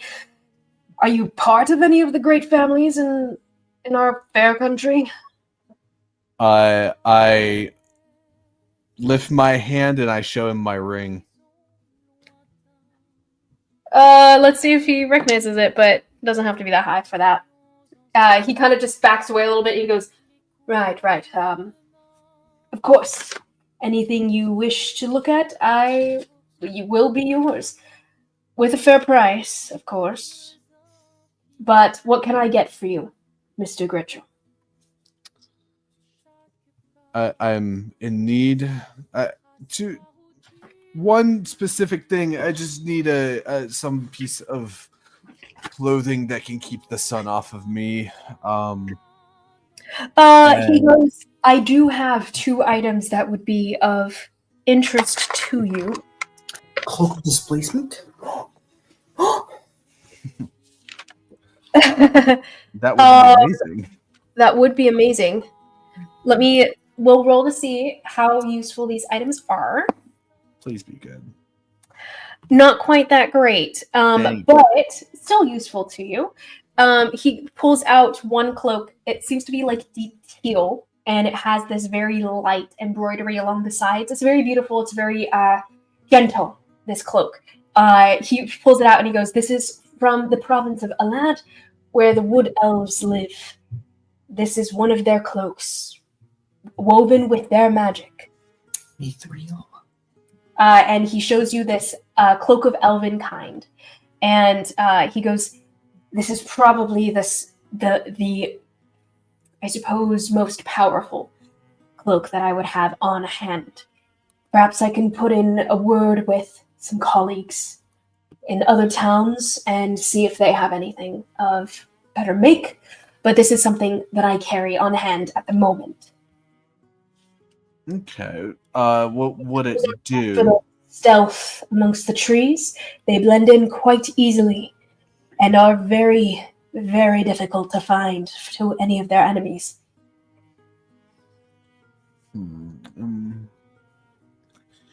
If you wouldn't mind putting in a word to everyone else that you know, as you would be in a great, let's just say, you be protected very well. Roll me a persuasion check. Oh, 27. And that's really good too. He nods along and he goes, "I'll find you something that you will appreciate. Yes, and if you could put in a word for my cousin. He lives over in Ruthen province." And you know that's generally where the Grechos do a lot of their business. They're in every province, but Ruthen is kind of their home province, of course. And he goes, "I have a cousin who lives in Ruthen. He has debts. If I can find you something useful, can you perhaps help clear those debts?" What debts does he have? The old kind. He gambles. I might be able to work something out. Wonderful, wonderful, sir. I will put in a word. What's his Be back name? here at the end of the week, and perhaps I'll have something new for you. Where could I contact you? Where would you be staying? Just that place up top of the hill. Ah. And he goes, "I suppose that doesn't not make sense. He's a crazy one." And he just kind of mutters as he walks away to the back, pulling the cloak with him. Oh, what were you going to say? Oh, I was going to ask him what his cousin's name was. Oh, he throws back. He goes, Lewis Mayfield. That sounds such like a southern name. Okay. And while I wait for your word on this item, what do you have for sale that I might be able to take off your hands right now? What are you looking for? I have weapons. I have magical miscellaneous items of the magical nature, and I have different tokens of old heroes and champions within the Elespar nobility and past games. I even carry some cards for some of the high princes. Some cards. Yes, First some of the kids. Foremost, them. What is that? And immediately he points behind at the black sphere thing that he had looked at earlier. His head kind of like leans back just a little bit. And he goes, "Oh, well, that is one of the necklaces worn by Iodon himself a long time ago. the first time he won. You're familiar, but Idon is the Lord Protector of the current days right now, and he has been Lord Protector for a long time. He's an elven lord, basically, who's won the games of strength to determine who rules between the High Princes. And he has won multiple different times in multiple different ways. However, I roll me a history check, see if you're vaguely familiar with this, because everyone can watch the games. They are open to the public. Dirty 20. Dirty 20, very nice. Now you're rolling well. I know, finally. He goes. He gives you the year of the games, gives you the year of the games, but you do actually recall this one just because of how odd of a win it had been. But most of his opponents at the time, not all of them, but a lot of them had fallen asleep. Some of his opponents had just fallen asleep during the battle itself. Not even, sometimes people are familiar with spells that, can put someone to sleep within after they've battled for a long time and they've become weaker and weaker and weaker. And normally that's how those kinds of spells work from most people's familiarity here, since a lot of people use magic or are at least seeing it on a daily basis. And that instance, however, he was putting people to sleep at the beginning of the battle. And you don't recall recognizing the necklace or noticing it within all of the magical wear that Iadon normally gears up with. However, if he's saying this is affiliated, then perhaps it's connected to that very odd way he won that day. He goes, as far as I understand, this is a relic of old. I couldn't even date it. I brought it to an old friend, one of the antique dealers that I know, and even he couldn't date it, except for saying it is pre-Dark Days and at least Hestrian age. How much would it be?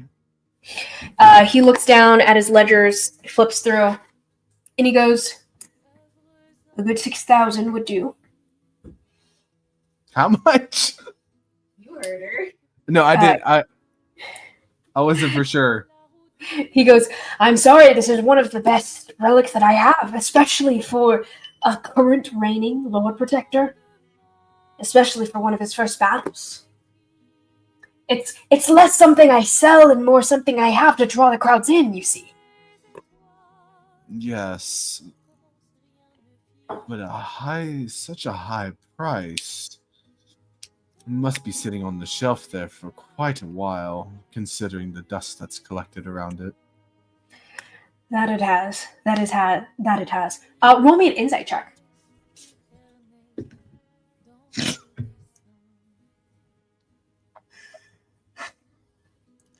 These are a session late. So much. They are a session late, and I hate it so much. That's a natural 20. Oh, okay.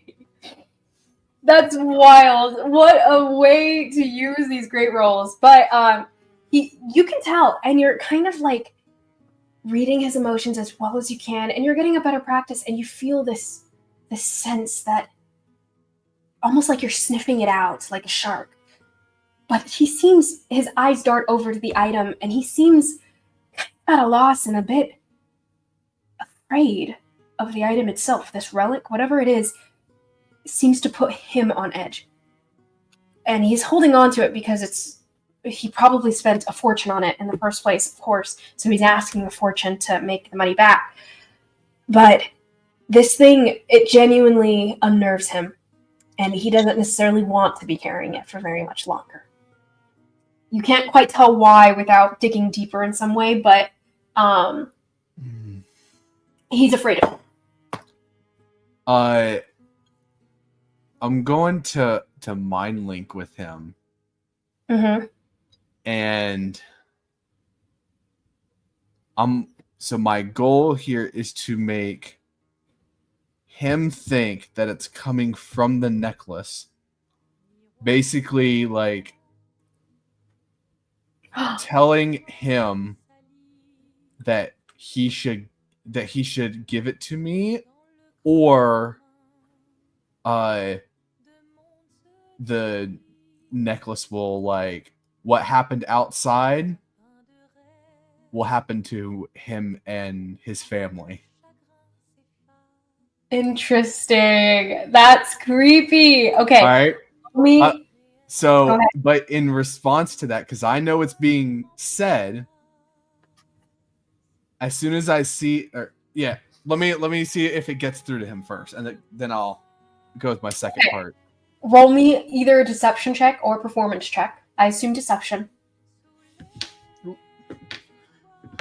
Slick. Very slick. Yeah. That is a 15. A 15. Okay. He does seem to believe it's still coming from the stone, from the necklace, because he did already, his eyes had already kind of assumed that in the first place when he first heard the whispers, because he didn't have a reason to assume it was you necessarily. And apparently it's not something he was confused by. Maybe this has been whispering to him in the past anyway.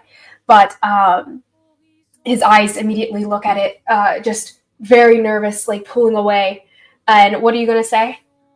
I'm gonna be like, are you okay? Like, what? I just realized I didn't even get your name. He just this very nervous laugh as he's looking at the necklace, and he goes, roll me one final persuasion check from Zimmet. If he's gonna forego a lot of gold, it better be good. That's a natural freaking 20 for another 29. I kid you not. The dice karma buildup is wild. That is so funny. Oh my god. Do you want me to check? Do you want me to verify? It's right. It's laying right here. We'll verify. I have not touched it. That's crazy. That's crazy. I have not touched it. He goes. He kind of seems to hear you in the back of his mind, but it seems to be like on the back burner because his eyes are focused on that necklace. He rushes over to it, grabs it off the shelf, throws it into the palm of your hand, and he goes, "Aldrich Mayfield, just take that and go, please. Just take it out. Just leave." And he just like rushes away and runs into the back room. Well, I wanted to do something to him to try to calm his nerves as well. Okay. He starts to walk away, and he's just holding his mind. Hold on. And then what I'm gonna do is I'm gonna take off my ring. And is there any wax or anything like that around? Oh, okay. Roll me a perception check.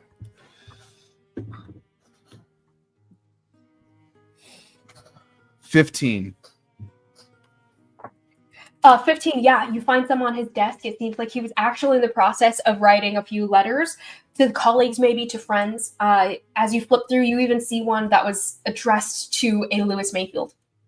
I'm going to take my ring and imprint the design that is on it onto the wax and give it to him and tell him that if he and like reassure him, if you need anything, I am here for you, and I will come and rescue you and help you with whatever you need. Wow. Okay. He seems to take it in, and the back and forth he goes, I must tell you, you seem like a friendly enough fellow, and I appreciate your help in this. He goes, whatever that thing is, it has haunted me for a long time. Perhaps I shouldn't have even given it to you. Well, I assume that's why Iodon sold it or gave it away whenever he did. Why part with a powerful item? As much as I don't like to say, I'm haunted myself. And you seem to be in dire need to get rid of it. Be careful with it. But just know, I don't know, I feel like it's... actually, we'll see if what he's ascertained. Okay, he's observed it pretty well throughout the years that he's held it. He goes, sometimes I think it's whispering to me and speaking to me in my dreams, and I don't know, it's either I'm going crazy or it's this. But somehow I know I won't be having those nightmares any longer. I'm going to put my hand on his shoulder and I'll be like, you can sleep well tonight. And even as a little bit of payment, I'll give him just in my inventory, I have 2 daggers that I'll give him. Okay. He looks at them and they seem to be of nice make. He pulled these out off of the Gretchos and everything. He goes, thank you. But please, be careful with it. And I'll contact you if I hear anything about a cloak. Thank you very much, my friend. And as you go off to the door, about to step over the threshold, he calls again and he goes, by the way, your friend up the hill. Most people wouldn't be friends with such an unstable individual. He's caused enough trouble for this town. As I look back at him, he'll see the tattoos on my neck start to move slowly back and forth, and I'll be like, he's not the only crazy one around. That's why he's my friend. And now you are too. And I'll start to walk. He starts to kind of cough, but he's like, maybe this was not the greatest idea. But he does feel, it feels like a good relationship. So you have this connection with Aldrich that you formed. So a positive interaction with this guy. And you said it's Aldrich? You passed this time. Yes. Aldrich Mayfield. Right. Mm-hmm. And Mayfield.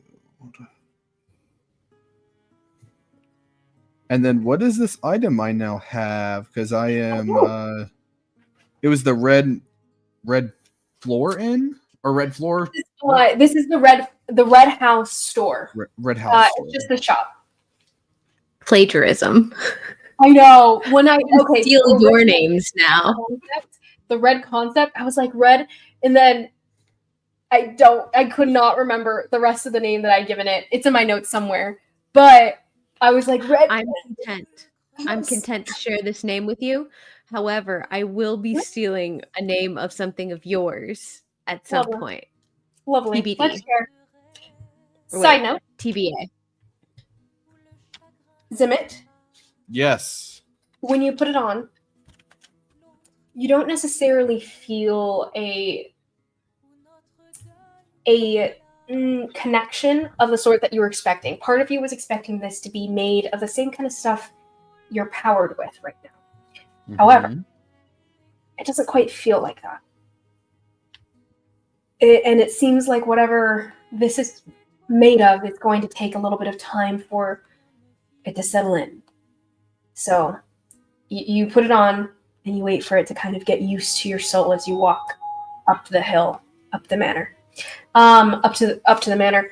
I will, but at the end of the time that it takes for you to connect to it enough for you to be attuned to it, you end up feeling, this is called the Night Terror.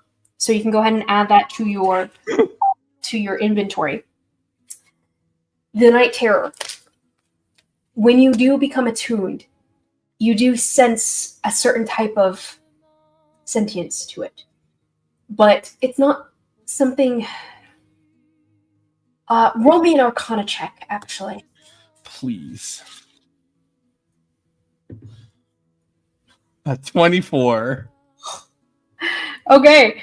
This is not the kind of sentience that you felt from the Zhanlu. It is not the kind of power that you are flooded with. It's something altogether different. It's it's hard to put your finger on, but it feels otherworldly, except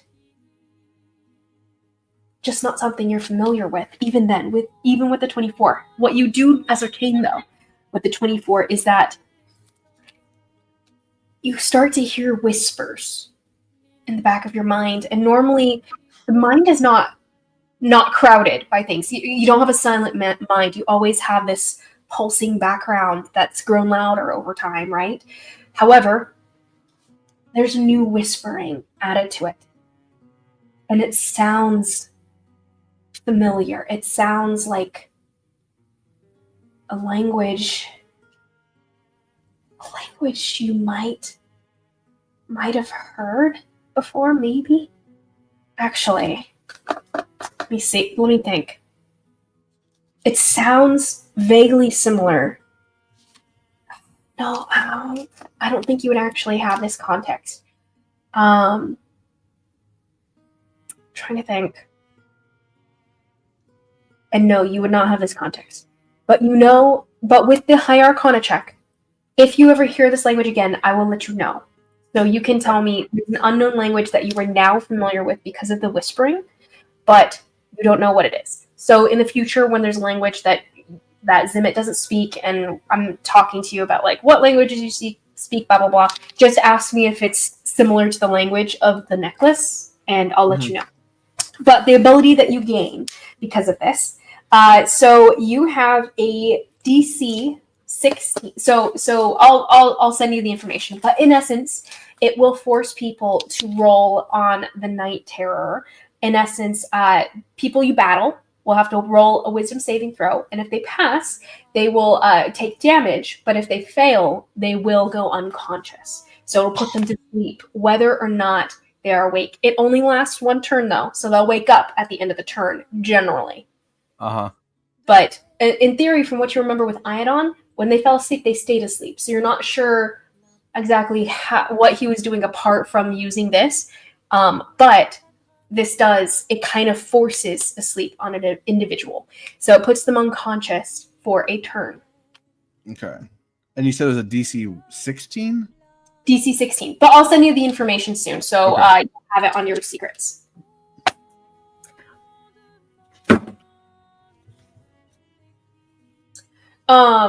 The whispers themselves seem to ebb and flow, but they're not any more concerning than the whispers you've already been hearing.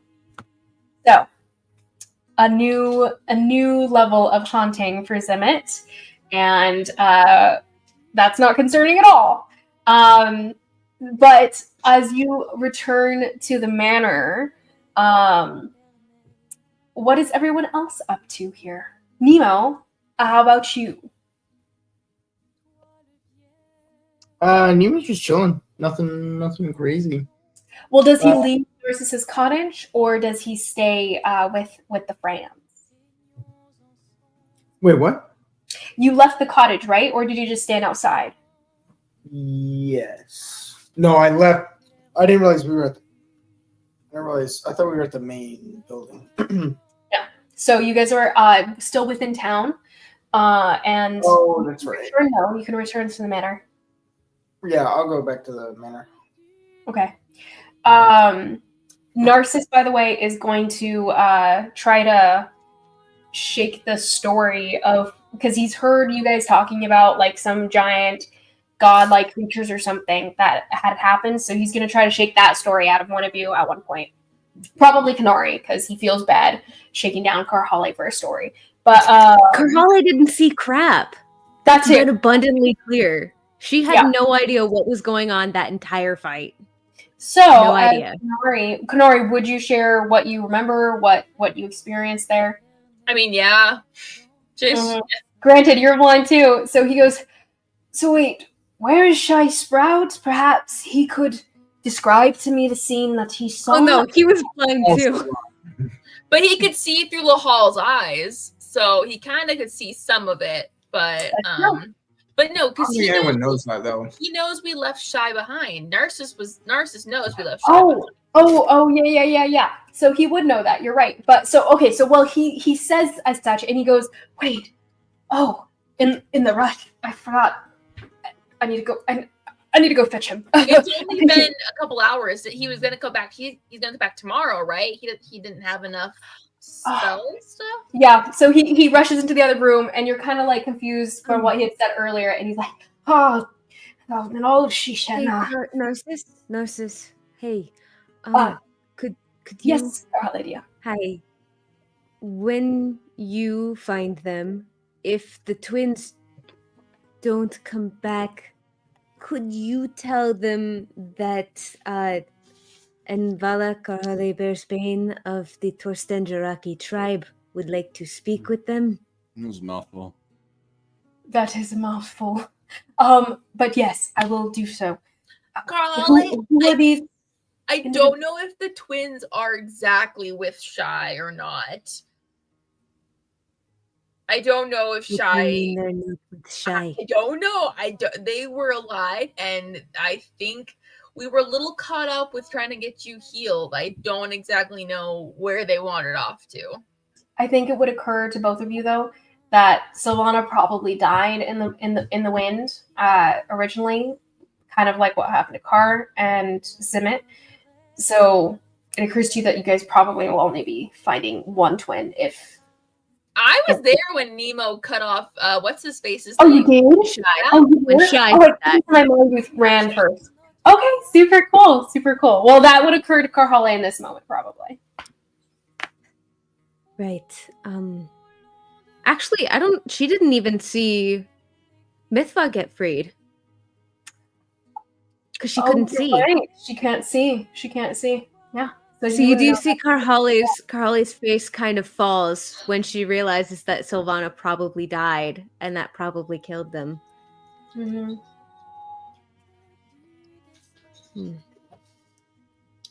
I'm sure I'm sure Shy will find them. Like, don't worry about it. They're in the same vicinity. It's fine.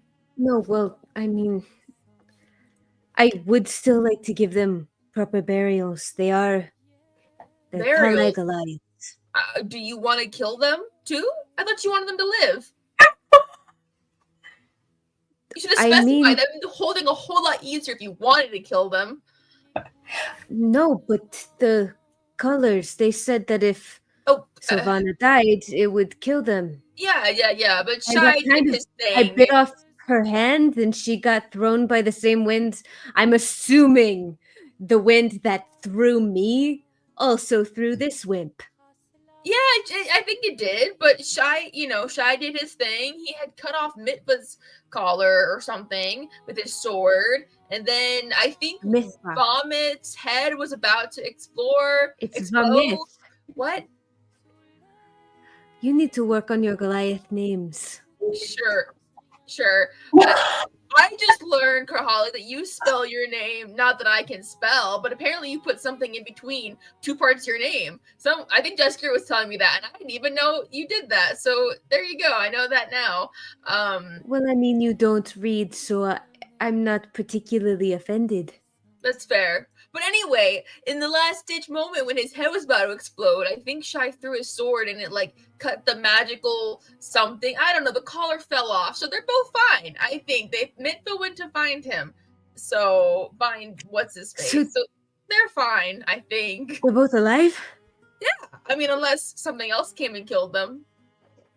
You guys fight like children. Are you there? Are you there, Dark Boy? You're still off getting your necklace. I think he's out getting. Yeah, I think you're out. Boy, I think you're off getting your necklace. We didn't say. We're also not fighting, but that's okay.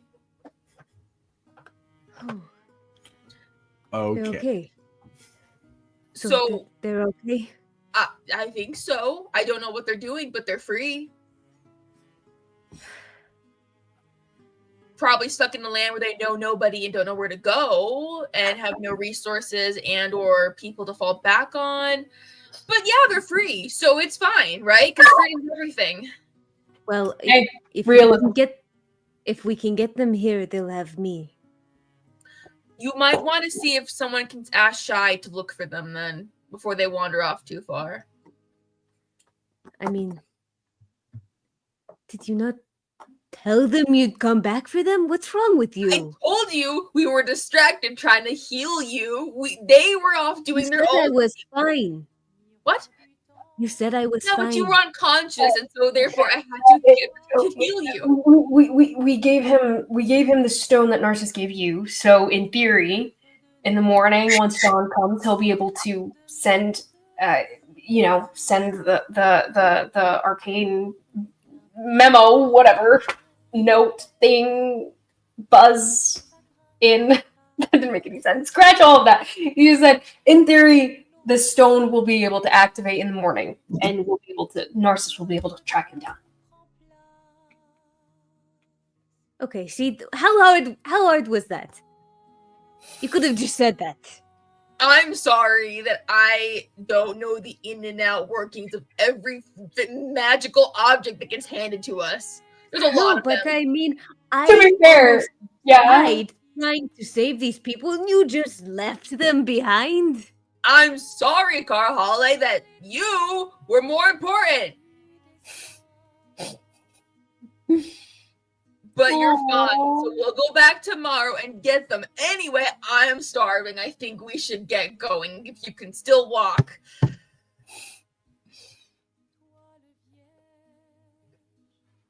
I'm walking away now. Walking away. You step out into the hallway. Jinyan kind of shifts around to allow space for you to move through. And Jinyan follows after you as you guys make your way back to the manor. Why does he just go find Shannon, huh? Why does he just go find Shannon and make a little pie? He's definitely hanging here. As you guys walk, he does ask for kind of what went down, the story and everything, for you to just kind of relay that encounter over to him. And what happened while he was off on the other side of town. Not that far away, but he does describe to you just the little grocer shop that he was picking up ingredients at. They had a sign that was about to fall. He ended up catching it in time to save the guy who was putting up like the board and everything. It was his new signage, and saves the guy's kind of life, just like hand up, barely anything and everything. The man's like, "That is useful. You should just keep your hand right there, and I'll just punch it in." Anyway, and then ended up kind of wrangling him for more help around the shop because they were renovating just different things. It was a little halfling man, actually. He was very small, is what Jinyan describes, and you take that to mean halfling because you've had maybe brief encounters with them, tiny people before, and Shannon had kind of let the afternoon be derailed, the day would be derailed by that. She was like, I think this will be good for your appearance, your reputation for the town. If they see you helping out tiny old man, people will love you. So go for it. And he had taken the advice and helped out the little old man who seemed to have a good approval of him and his burly arms. Can I do an insight check? Konari is very curious to see how Jinyan feels about just she's trying to get a read on what his thoughts are about just living a day-to-day life like this. Oh, okay. Roll me an insight check on Jinyan. It's pretty good. It's a 21. A 21. He's keeping things close to the vest, actually. He does not roll well, but he rolled a natural 20. Dang. Okay. He's not trying to hide things from you so much as he's trying to keep you can tell, actually. This you can tell is that you can't quite tell what his true feelings on the matter are, purely because he's not trying to make any expectations for himself, because he doesn't want to be disappointed. And so he's keeping whatever feelings he has very much on below surface level, because he's just sure. There's no point in getting excited about anything, which you are very familiar with. So yeah. So that seems to be he seems pretty neutral, his delivery of this whole encounter. But I mean, the fact that he's telling you about the encounter seems positive. He seems by assumption, like he's happy with that encounter. But yeah, you can't tell any deeper, oddly enough. Interesting. But yeah, so he relays that. That's part of why he was derailed, and he was nearby when the attack happened. But yeah, so he just kind of pokes you for details about what had happened out and about, and he doesn't seem familiar with what you experienced out there when you try to describe it as well as you can. Sure. The conversation's kind of flowing between all of you as you guys are discussing it, heading back to the manor. Okay. Yeah. Does anyone want to do anything back in town before you guys head up?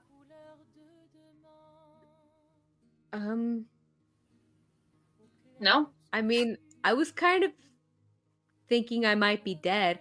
I think Thea's just doing what I had texted you about.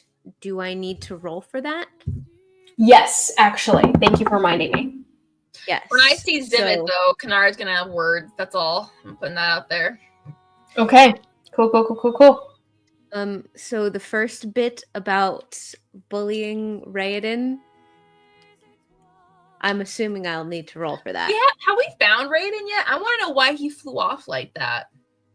Say it again, Aaron. What did you say? The first bit of my plan about bullying Raiden.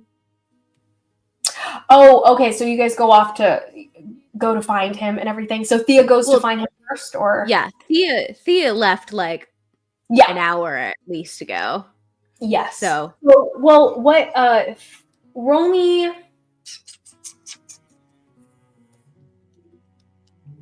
a survival check as you make your way up the mountain. Survival for Thea? It's not quite an easy feat to go up this mountain. Konari, familiar. There's different kind of creatures that you guys now know Raiden breeds to kind of just be problematic for anyone going up and trying to make their way to his manor. And only people know not to try to go up to the manor unless you have Raiden's special permission, in which case they're warded against the problems that he keeps in the forest. Fun fact, Thea's survival is the same as Karhalle's, and Karhalle is proficient in it, and Thea is not. That's funny. I thought that was funny. Oh goodness. It's a 12. Okay.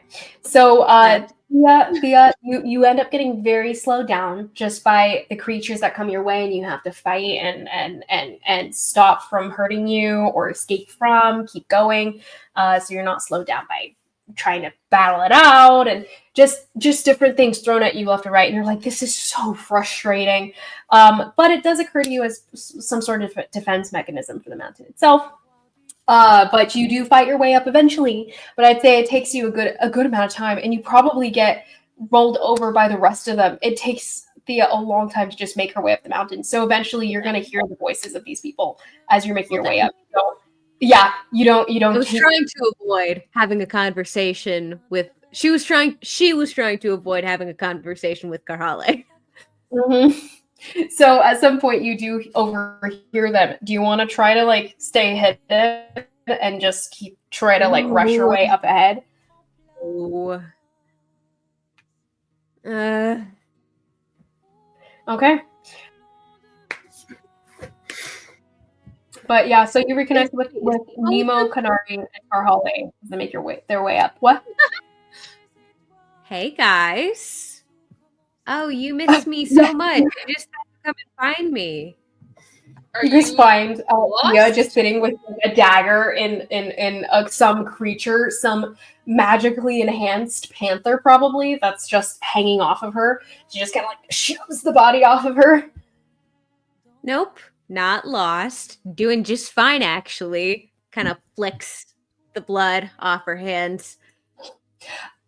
And you notice that Konari, Karhalle, and Mnemo all have not been accosted by any of these creatures as they're moving up. Yeah, that sounds about Eating right. Raiden's little pets? They were attacking me. Oh, I don't care if you killed them. They're just asking. I care a little bit if you killed them. Jack steps in and goes over to Thea and is like, if you stick with us, they probably won't attack, but no one can really know if you don't have his I am he does. incredibly intimidating, thank you. No, you gotta have his scent on you. They stay away from his scent. So no, ew. Like, why is that ew? I can smell everyone you've slept with in the last 3 months. So like it's Ew. I mean, First that's what's ew. I'm just saying. Ew. Sorry, with that, guys, sorry to cut in, but let's take a break. I just realized the time. So let's take a break, let people go pee, and then we'll come back to you guys kind of converging on the mountain here. I want to find Raiden. I want to figure out what the heck's going on. He left so abruptly. Yeah. Oh, everyone. Wait, we not Zimmet with us, right? You guys could definitely wait around, see if he makes his way back to the cottage and everything. I would say we weren't just gonna like let him wander off. Okay. We were gonna make sure that he like makes his way back up to the mansion, you know. Okay. Yeah, so Z, once you went to a lot of trouble to acquire him toward the manor, you do see Konari and Karhalle kind of waiting for you up at the base and everything. So you start making your way up with them. So you don't have all the problems that might come about, and you guys all have reconnected with Thea. So we'll start there with everyone together. So as soon as I see them, I'm just Usual feelings. Konari's just like, ugh.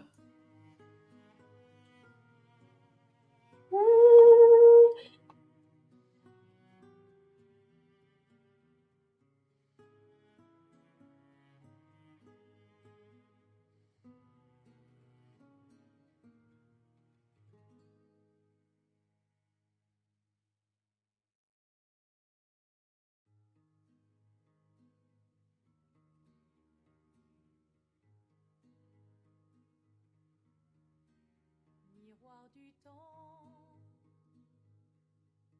nos histoires s'alignent dans le creux de nos mains, deux mondes se dessinent, l'un peint de rêve où le chagrin s'efface, l'autre nu et réel, où notre deuil prend place. Au lendemain non écrit, sous les étoiles, où tout commence, rien ne finit. Dans l'étreinte du destin, les liens restent éternels dans le dessin.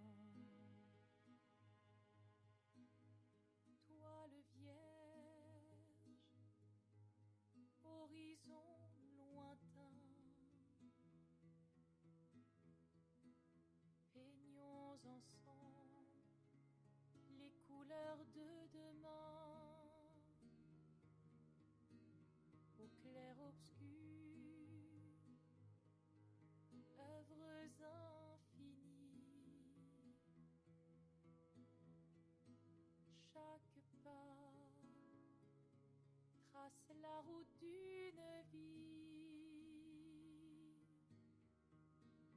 Au lendemain non écrit, sous les étoiles, où tout commence, rien ne finit.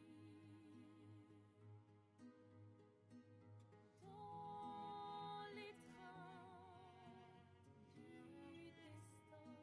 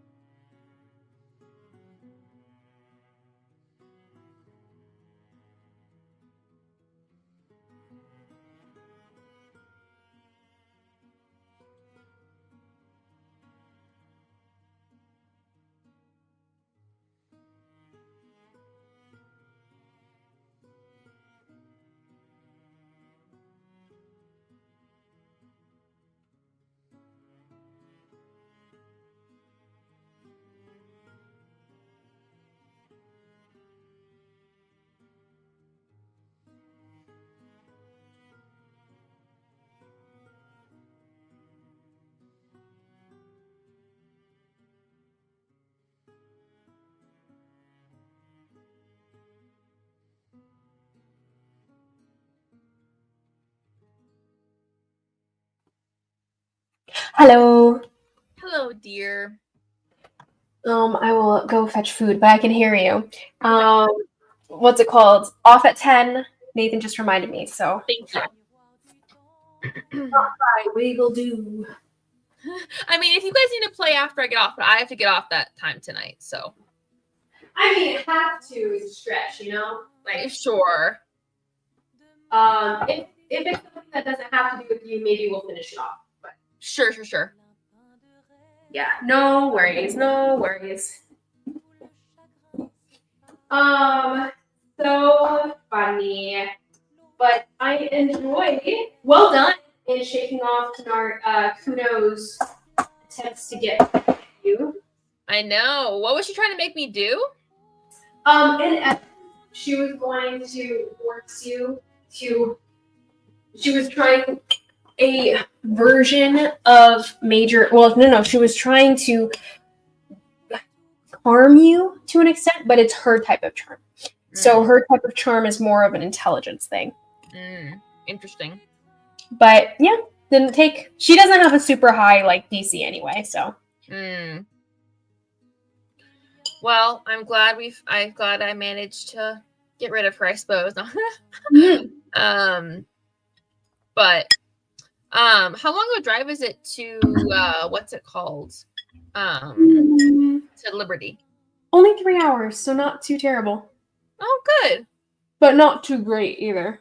Yeah, but 3 hours, yeah, it could be worse for sure. I'm planning on driving Nathan's car down so I can drive back up on my own later.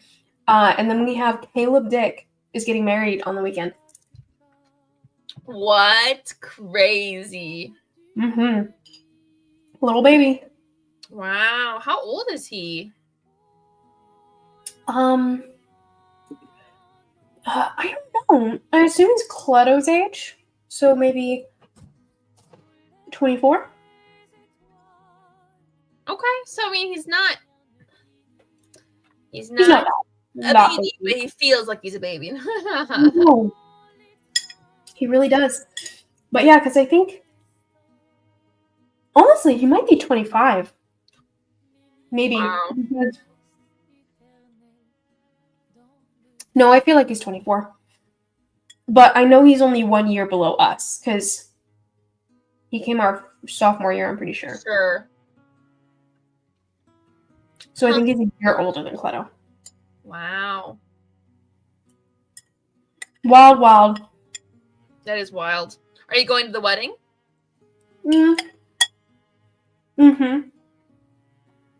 It's on Saturday. Good. Very cool. Ooh. It's 4 hours north of us, so we're gonna be driving a lot, or I will. That is a lot. Whew. Welcome back, Jared. I'm so happy you're rolling well now. That needed to happen like 4 sessions ago. Agreed. So I guess it's my dice tray that's cursed. No, I bet. Because I've been rolling on my little gigantic mouse pad. And I think the lowest I've rolled is at 8. That's so funny. That's so wild. Here, let me type up the nightmare necklace of yours. Just what Zimmet needs. Right? More voices in his head. Yep.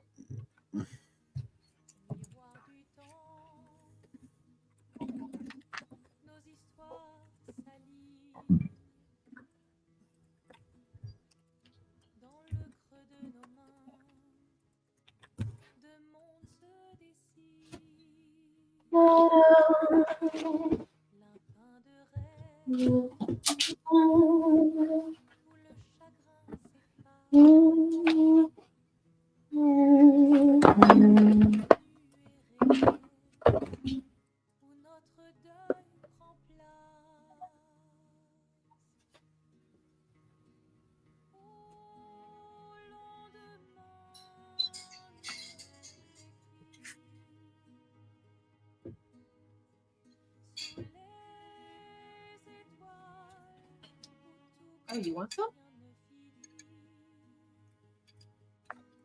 Have it. It's mine.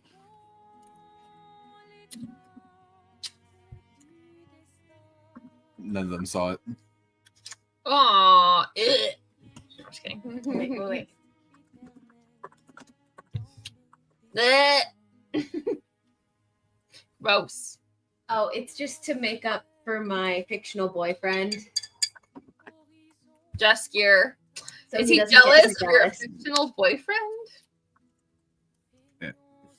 Am I? I don't know. Are you? No. You probably are, Jared. We know the Yeah, truth. that's fair.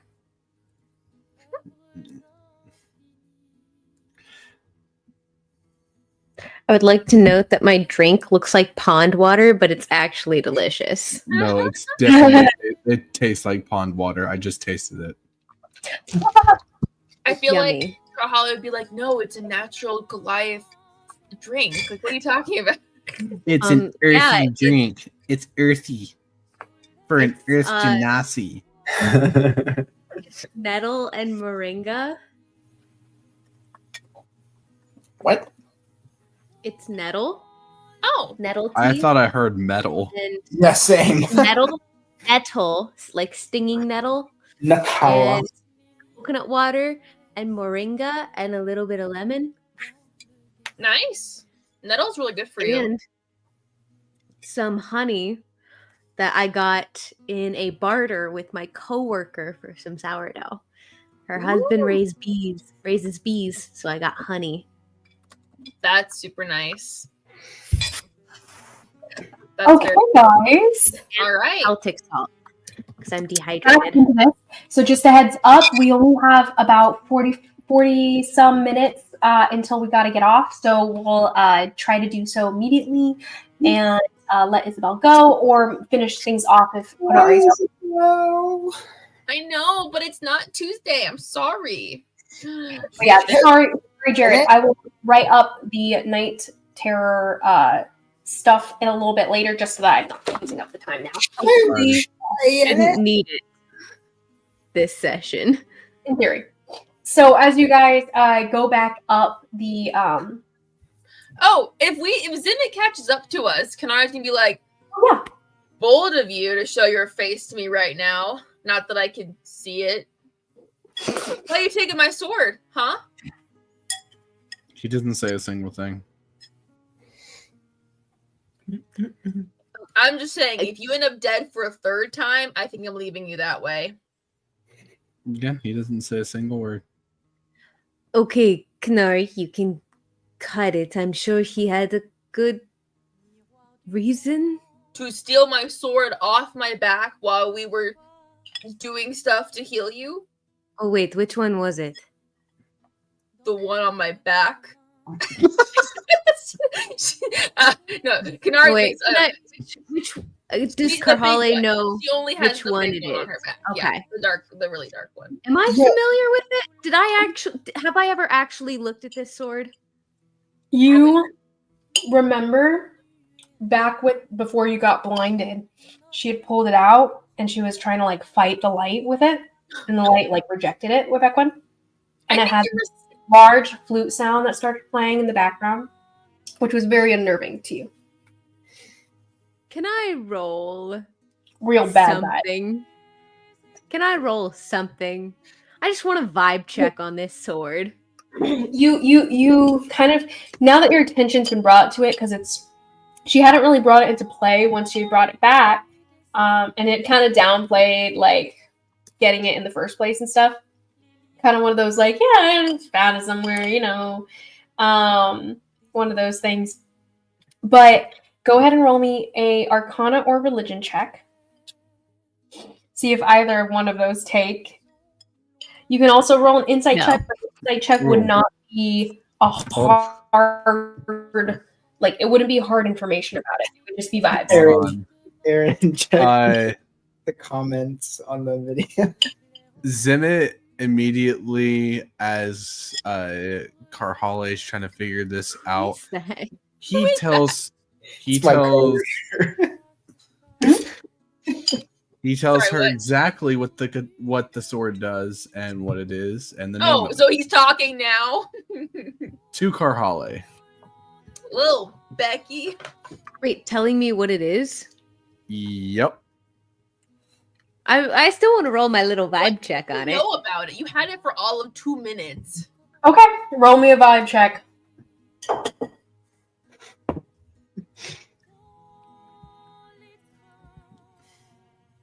9. Both in the American number and the German word for no. So, Nice. no. Okay, I got no vibes. yeah. I mean, you get vibes in general. Like, it doesn't give you happy vibes or cuddly vibes. It feels vaguely reminiscent to you, but only reminiscent to you in something that you pretty much probably already knew. Well, maybe not, but just the fact that it was rejecting the light previously and seemed to absorb the shadows that were trying to approach you guys. It's made of darkness, and it's probably not a safe thing. Right. I kind of figured as much. What does Zimmit tell me about the sword? Yeah, Z, what do you think? I tell you that this sword is filled with stuff that is corrupting Konari. Sorry, it's doing what now? To Konari? I'm not corrupted. Also, That is not what I said. I said it is corrupting you. why I did would not say you are fully corrupted. Then why would you want it, huh?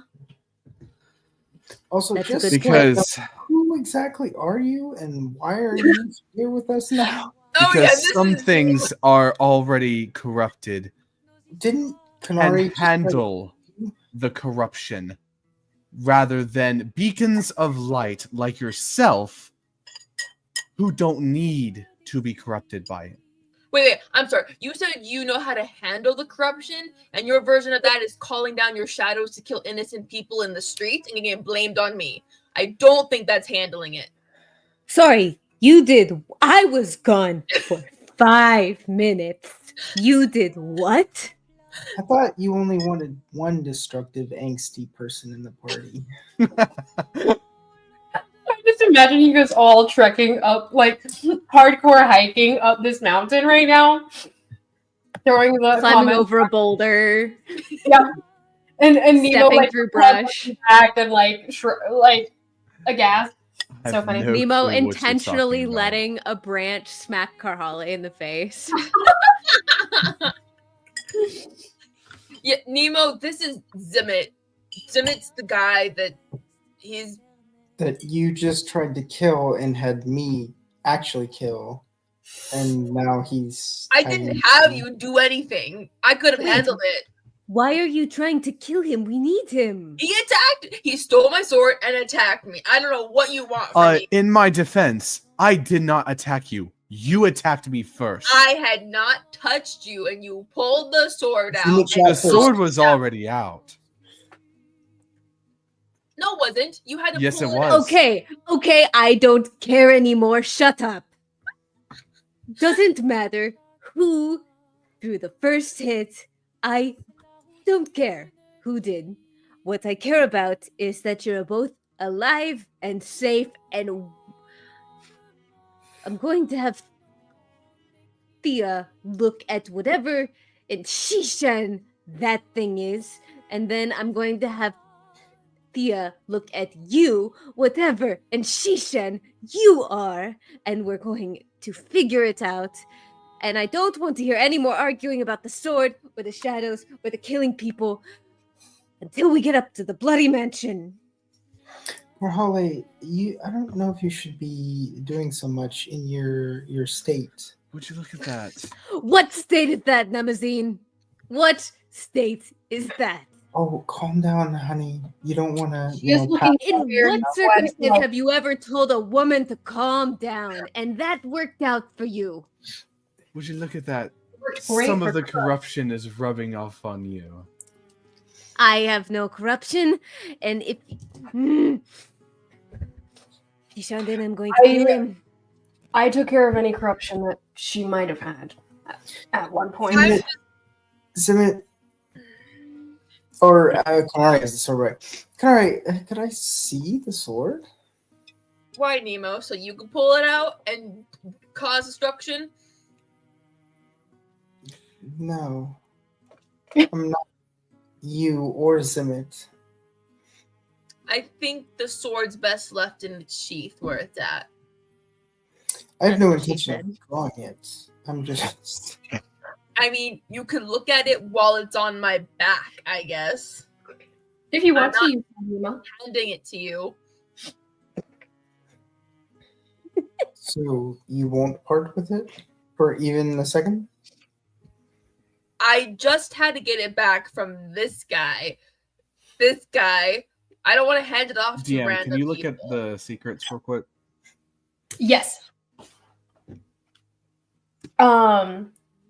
Mnemo, roll me an Arcana check as you look at the sword from a distance.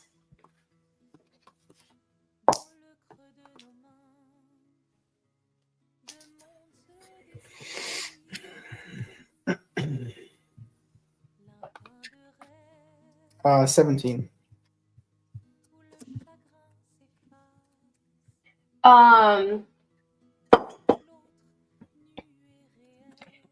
réel. 17, you say? That's actually pretty good.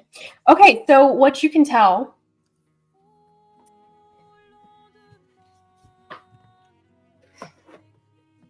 Okay, so what you can tell is the sword itself seems to emanate a darkness familiar to you purely because you are familiar with the core and the blight that has infected it. And that blight, the essence of it, is similar at its core to the darkness emanating off of the sword. However, with a 17, you can tell that beyond the basic similarity that you find, the energy that's powering this sword seems raw, almost. It seems pure. The blight itself infects and corrupts the magic, the weave, the core. That's what you've seen so far of it. This seems more powerful than whatever it is, than the small bits of it that have infected the core.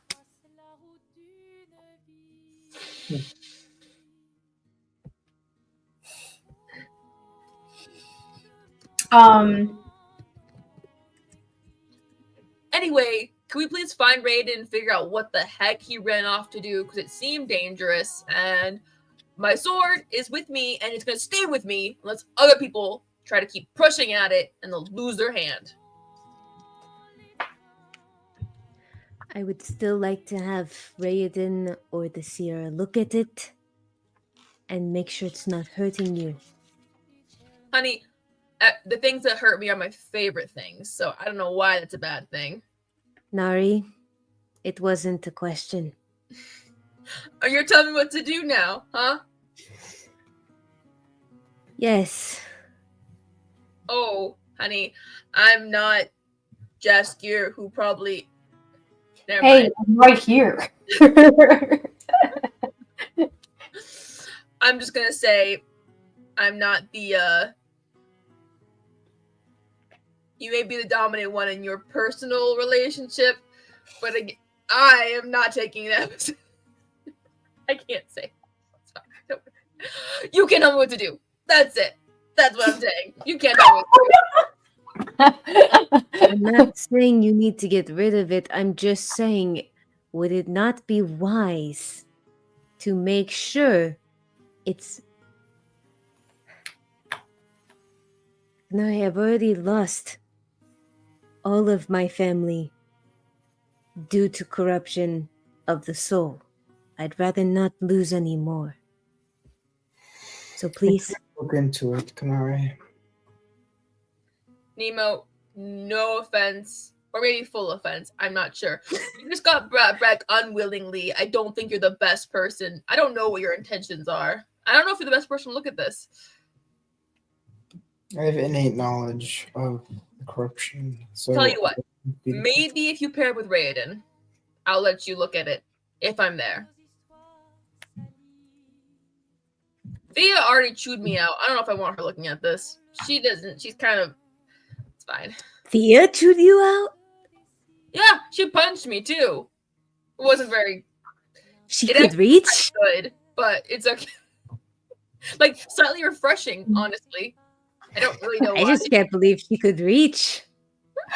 That's true. That's probably so her main small. trouble before, that she had to like lunge so high to get to you. She's just so small and fragile. Tiny. Karhalle or Aaron, do you wish to be Thea for the time being? I don't want to force you to play two characters at once and everything, so I'm cool with playing Thea up until a time that you wish to switch out or whatever, but it's up to you.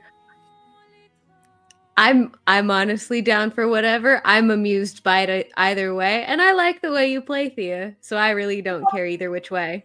So funny. Okay, well, you guys are getting up the mountain, and you do hear Thea. You guys come into contact with her as had happened. We're retconning that a little bit because Thea wasn't really there originally, and then but she's still fighting off some creatures and stuff.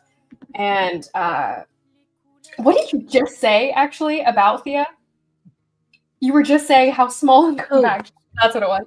No, small and fragile. Very tiny. Yeah, kind of like your boyfriend. But he's pushing off this panther and everything, kicking it off, and she goes, but I guess he can lift you, so I guess he's not that weak. Good on you, Jess. And Jess, you're just bristling, and why are you here?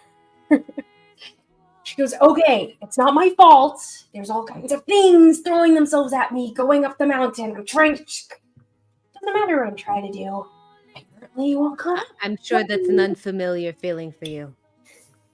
I was like the same thing. Normally I'm a lot faster than most people, if that's what you're saying. I agree. No, that isn't what I was saying, but you take it how you will. Her eyes look over at Josh. She goes, you know what? You know what? I can't look at you without telling you the truth, honestly. Yeah.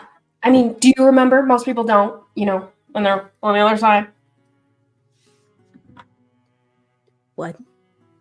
No. The time that you spent up there.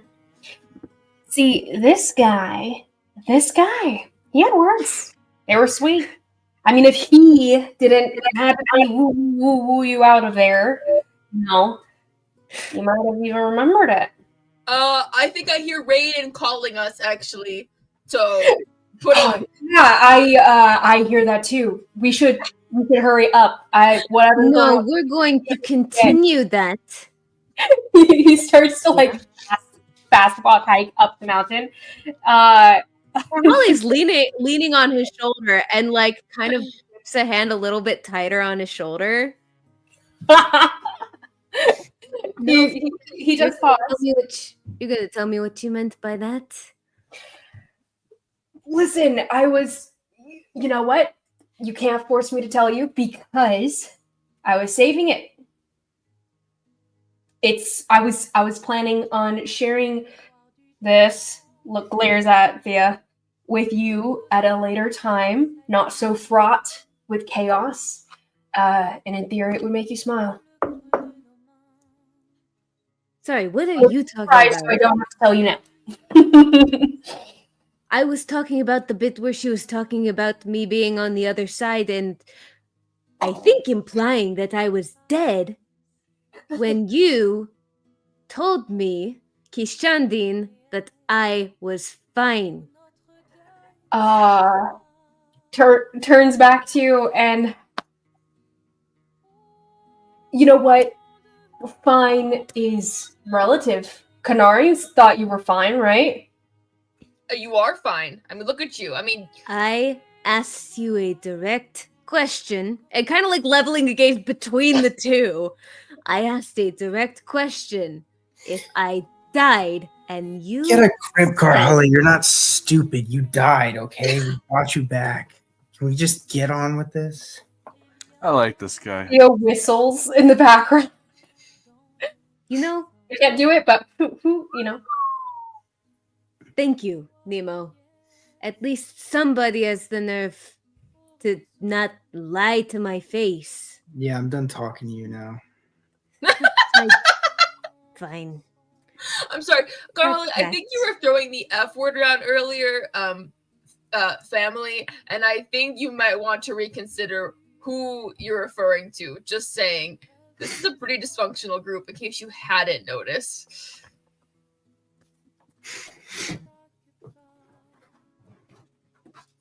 You know what? That was probably inside. He's just gonna thought. keep walking. Sorry, Karhalle. Jaskier Keep does kind of walking. slow down to bump arms with you, and he goes,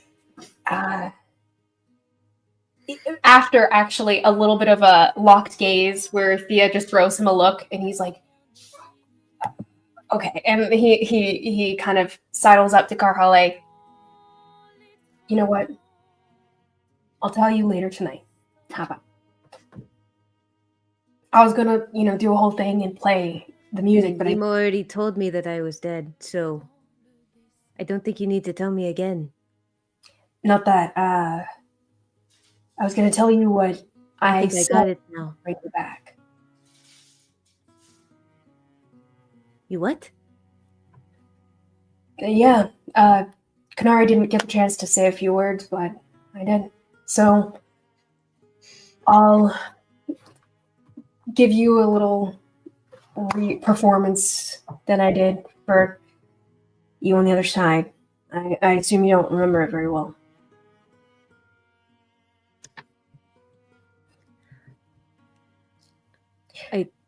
And listen, I wasn't trying to lie so much. I just didn't want you to freak out. 'Cause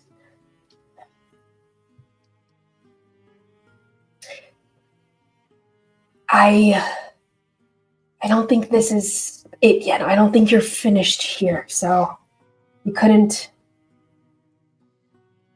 leave yet. And we all knew that. So in a way, you weren't really dead. Not to us.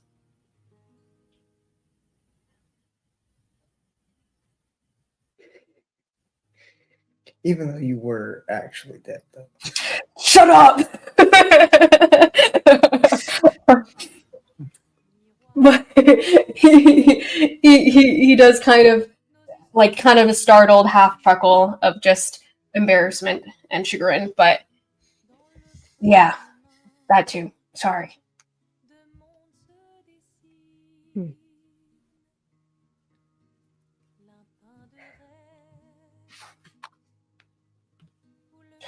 Well, seems everyone's caught up on where we're at, status. Everyone's alive, no one's dead, and let's, put a little pep in your guys' step and make sure that Raiden's not dead too, But also, if you guys can just give me a minute with him, because I need to talk to him.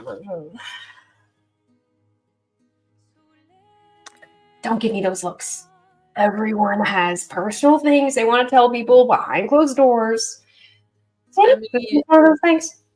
that you don't. Are you can gonna talk sing to me a him. song like Just Here? What? What? Did you say? I don't have as good of a singing voice as he does, but it's not out of the cards. Who knows what'll happen? I like to keep my mind open to the possibilities. What's not out of the cards? I'm so confused. Are you seeing Raiden? She Like doesn't know that? Raiden, does she? I know the guy. He's kind of hot, but that's aside from the point. I don't really go for. You know what? Actually, I don't know that for sure. We'll see where things go. If she were seeing Raiden, the creatures wouldn't be attacking her. So we just established that she needs his scent to have the creatures not attack her. So Maybe he's therefore, playing. not Maybe he's that playing close. hard to get. Konari. I mean, that would cut some corners, yeah. Anyway, let's go check if he's alive, I guess. Okay. So you guys are making your way up the mountain. Wait. What time is it? Okay, so we have a few. 20 more. Okay, so you guys get up to the base of the mountain. You guys get to the front gates. They know who you guys are. So aside from the guards themselves knowing you, there's wards that are in place that pretty much keep out anyone unless specifically magically changed to allow certain individuals in, which includes the entire household, invited guests, etc., etc. So you guys are allowed in. Thea is even allowed in, even though the rest of the mountain wasn't the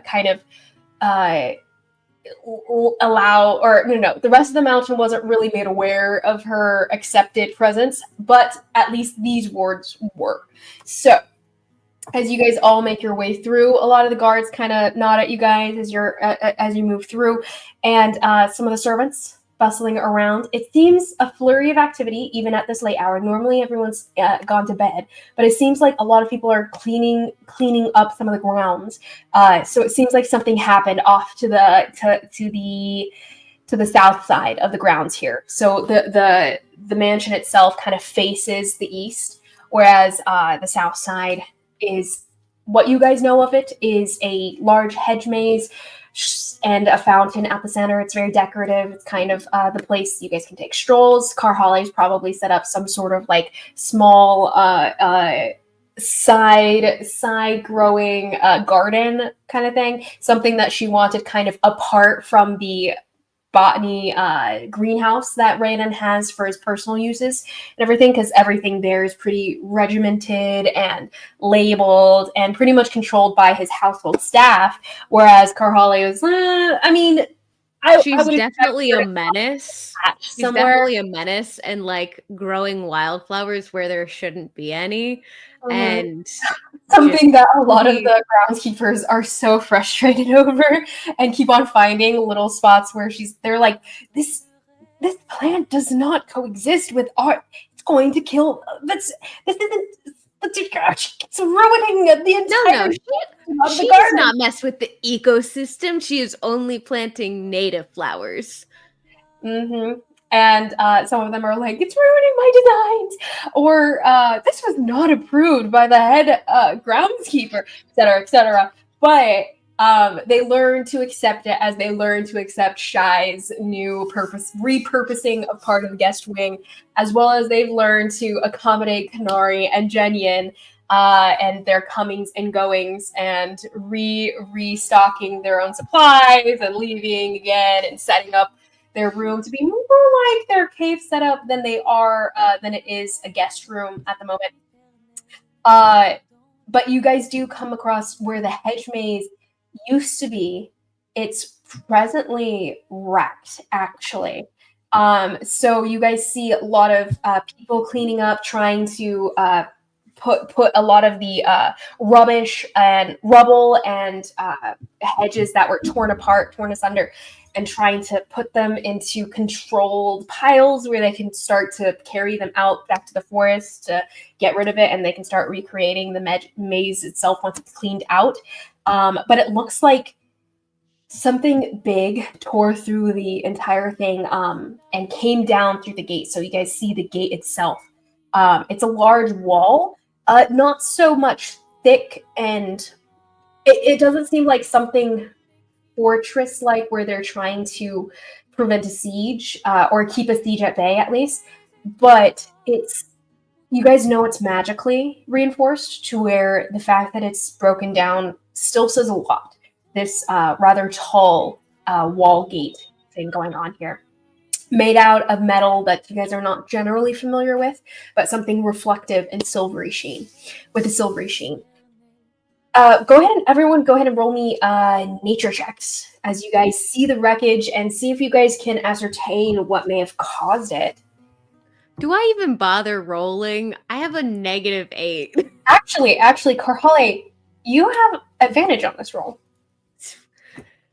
Advantage, but -8, so that works out to -5 on average. Dang.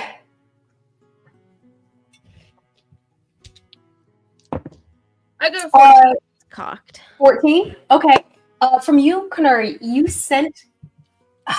you can smell some sort of... Oh, it's hard to pinpoint. But the scent that you get from... what is it called? Riker? The smell of rain when it's come through and it's... Petrichor, thank you. That scent is filling the whole hedge maze, but it only starts at the hedge maze. This, whatever it was, seemed almost like a deluge of water, or maybe a rainstorm itself maybe came in. However, that's not the smell that you felt anywhere beyond the hedge maze. It's very odd. And the ground doesn't feel wet, at least where you guys are. If you guys progress further in, maybe it will. But as far as you guys were walking through the gate, it didn't seem like it's rained today, and you guys didn't see any clouds, so it's very odd. Karhalle? Well, okay, so at advantage, plus my nature, -8, 11. Oof. Well, that's still really great. But Mnemo, what did you get? Surprisingly decent for, having a -8. Mnemo, actually, you can go ahead and give me a reroll, because you can roll Arcana because of your abilities. But Zimit, did you roll a nature check, or what did you get? 11. 11. Okay, 2 11s, which you guys can both ascertain from different angles. Z, it seems to you, based on what you can see, it kind of looks like some of the deluges that you've seen in the past. Just some flash floods that might have wrecked your local neighborhood. As far as you can tell, the wreckage seems similar, except as you guys are getting closer, you can tell that the ground is no longer wet. So it seems very odd that the wreckage here looks like a flash flood.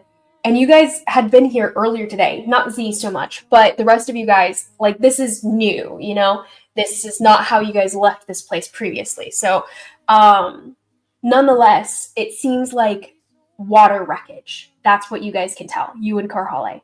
Karhalle with 11. I'd say you've heard stories vaguely similar to this, where it feels like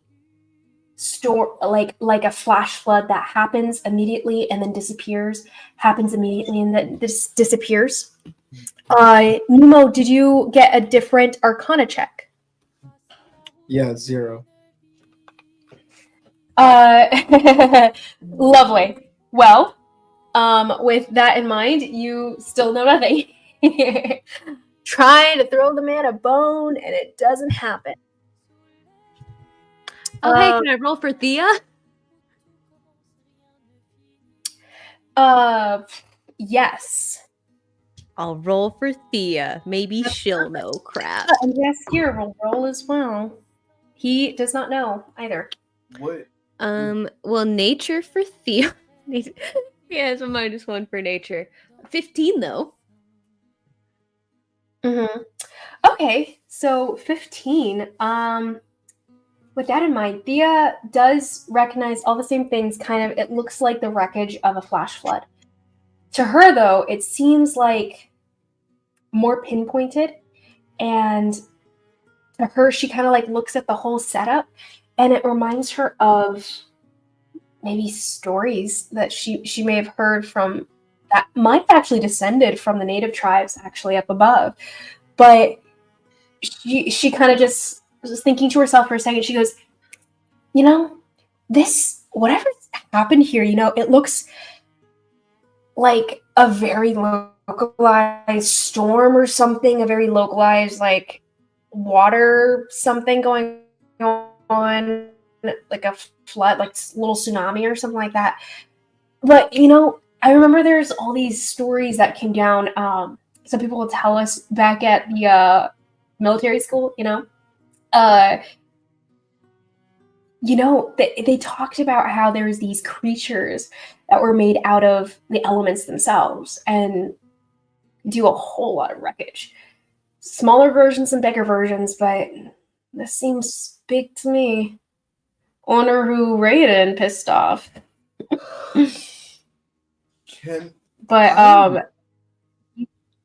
Yeah. Can I look around to see if there is any form of like a calling card type deal? So like what I kind of mean by that is I would feel like in the process of the crime family, they normally would leave something like that so someone knows who did it. Yeah. That's a good point. That's a really good point. Go ahead and roll me a history check, but roll it with advantage. Investigation check, but roll it with advantage.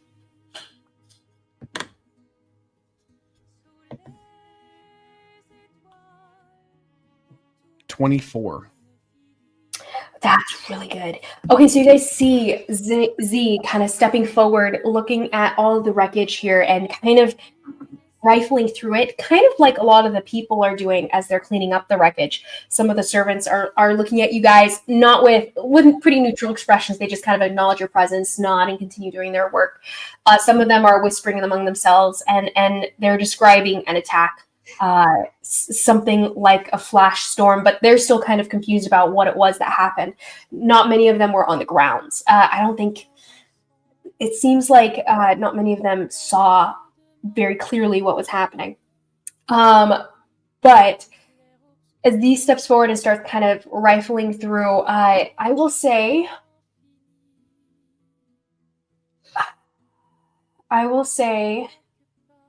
you come to the conclusion as you're going through that, okay, so you go over to the other side of the gate, so where the wreckage had started, basically. It seems to start right outside, too. There's no, like, path of destruction through the forest so much. And you do see, what would you see? Actually, okay. So you see a little handkerchief hung on one of the branches. I want to see what it looks like.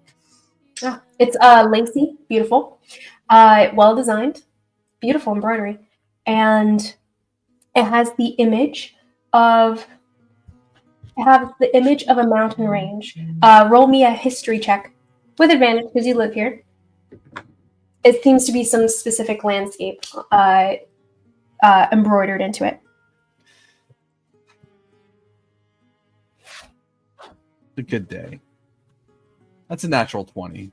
Are you kidding? That's gotta be your 5th one, Jared. What? This is my 4th one today.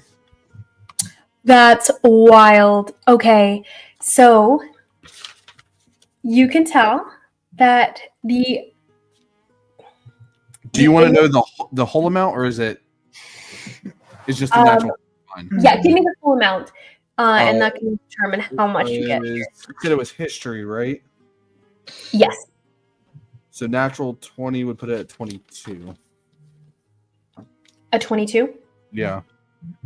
Okay, so with a 22, you can tell it looks like you've been here a couple times, but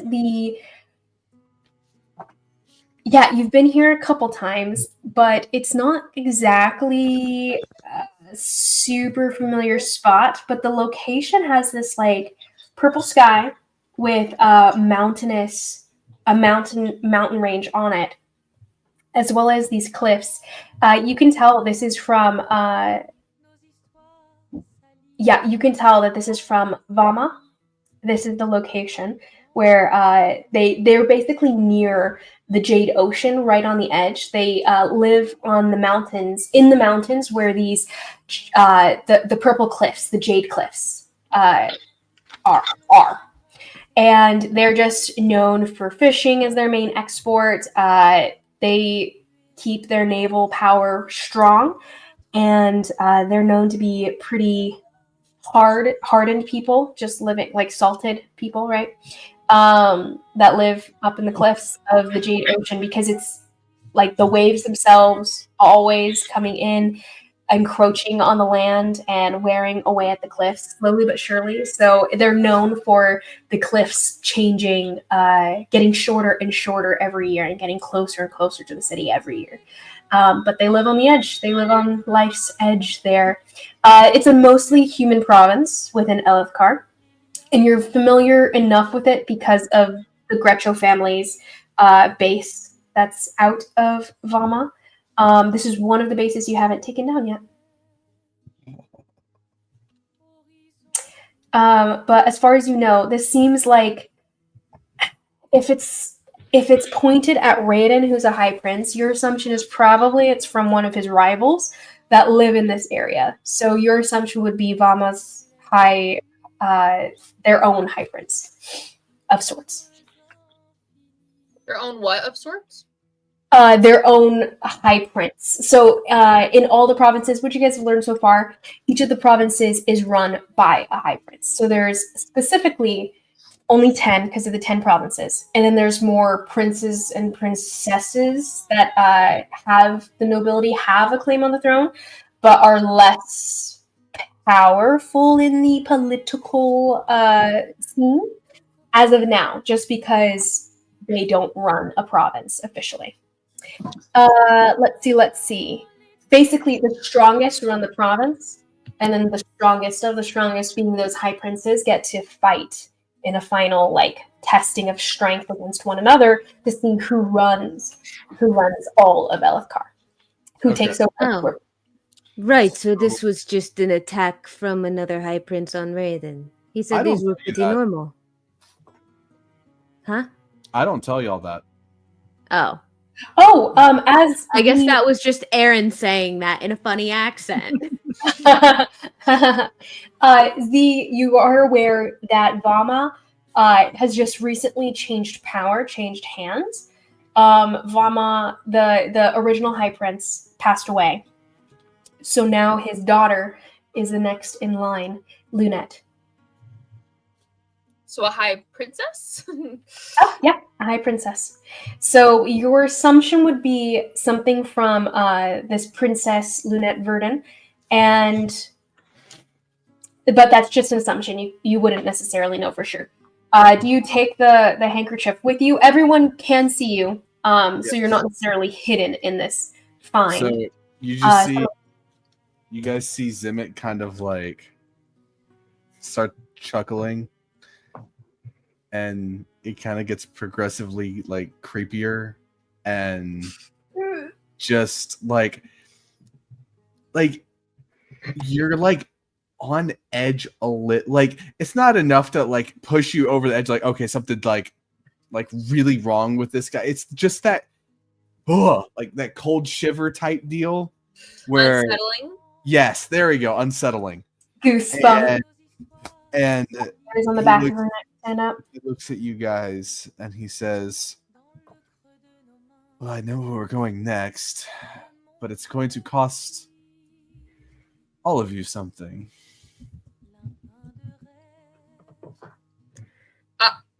No, please don't elaborate. Are you going to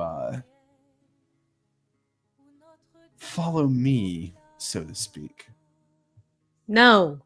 Can we go check on Raiden first? I'm confused. What? Well, we will need to check When you on hear the word "follow me," Konari, you hear this dark whisper in the back of your mind, and it says,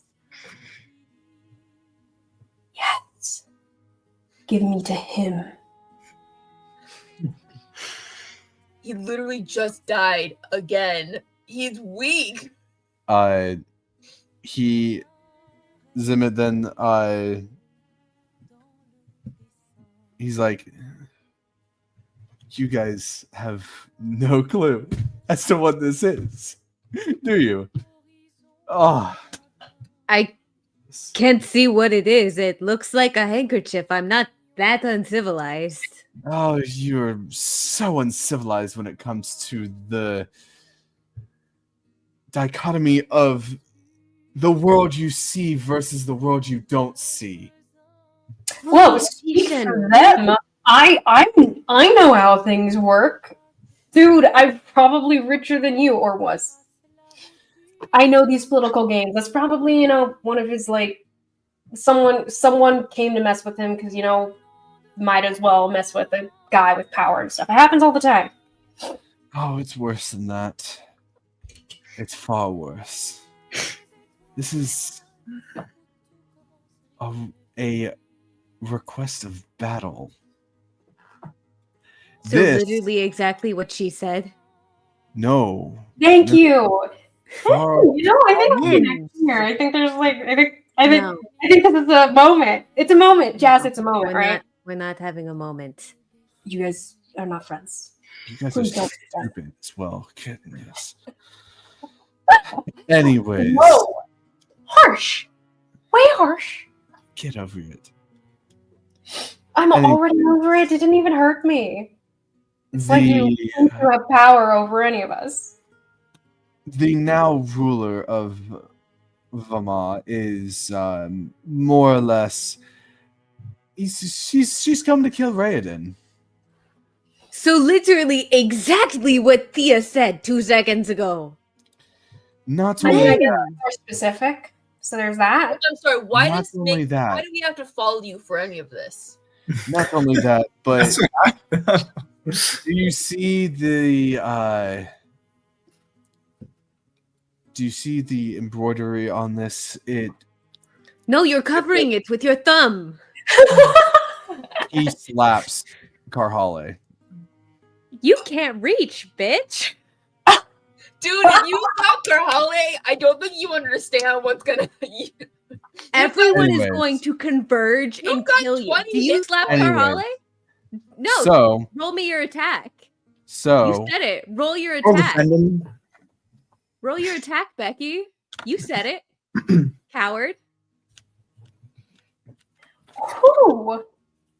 That was an interesting move.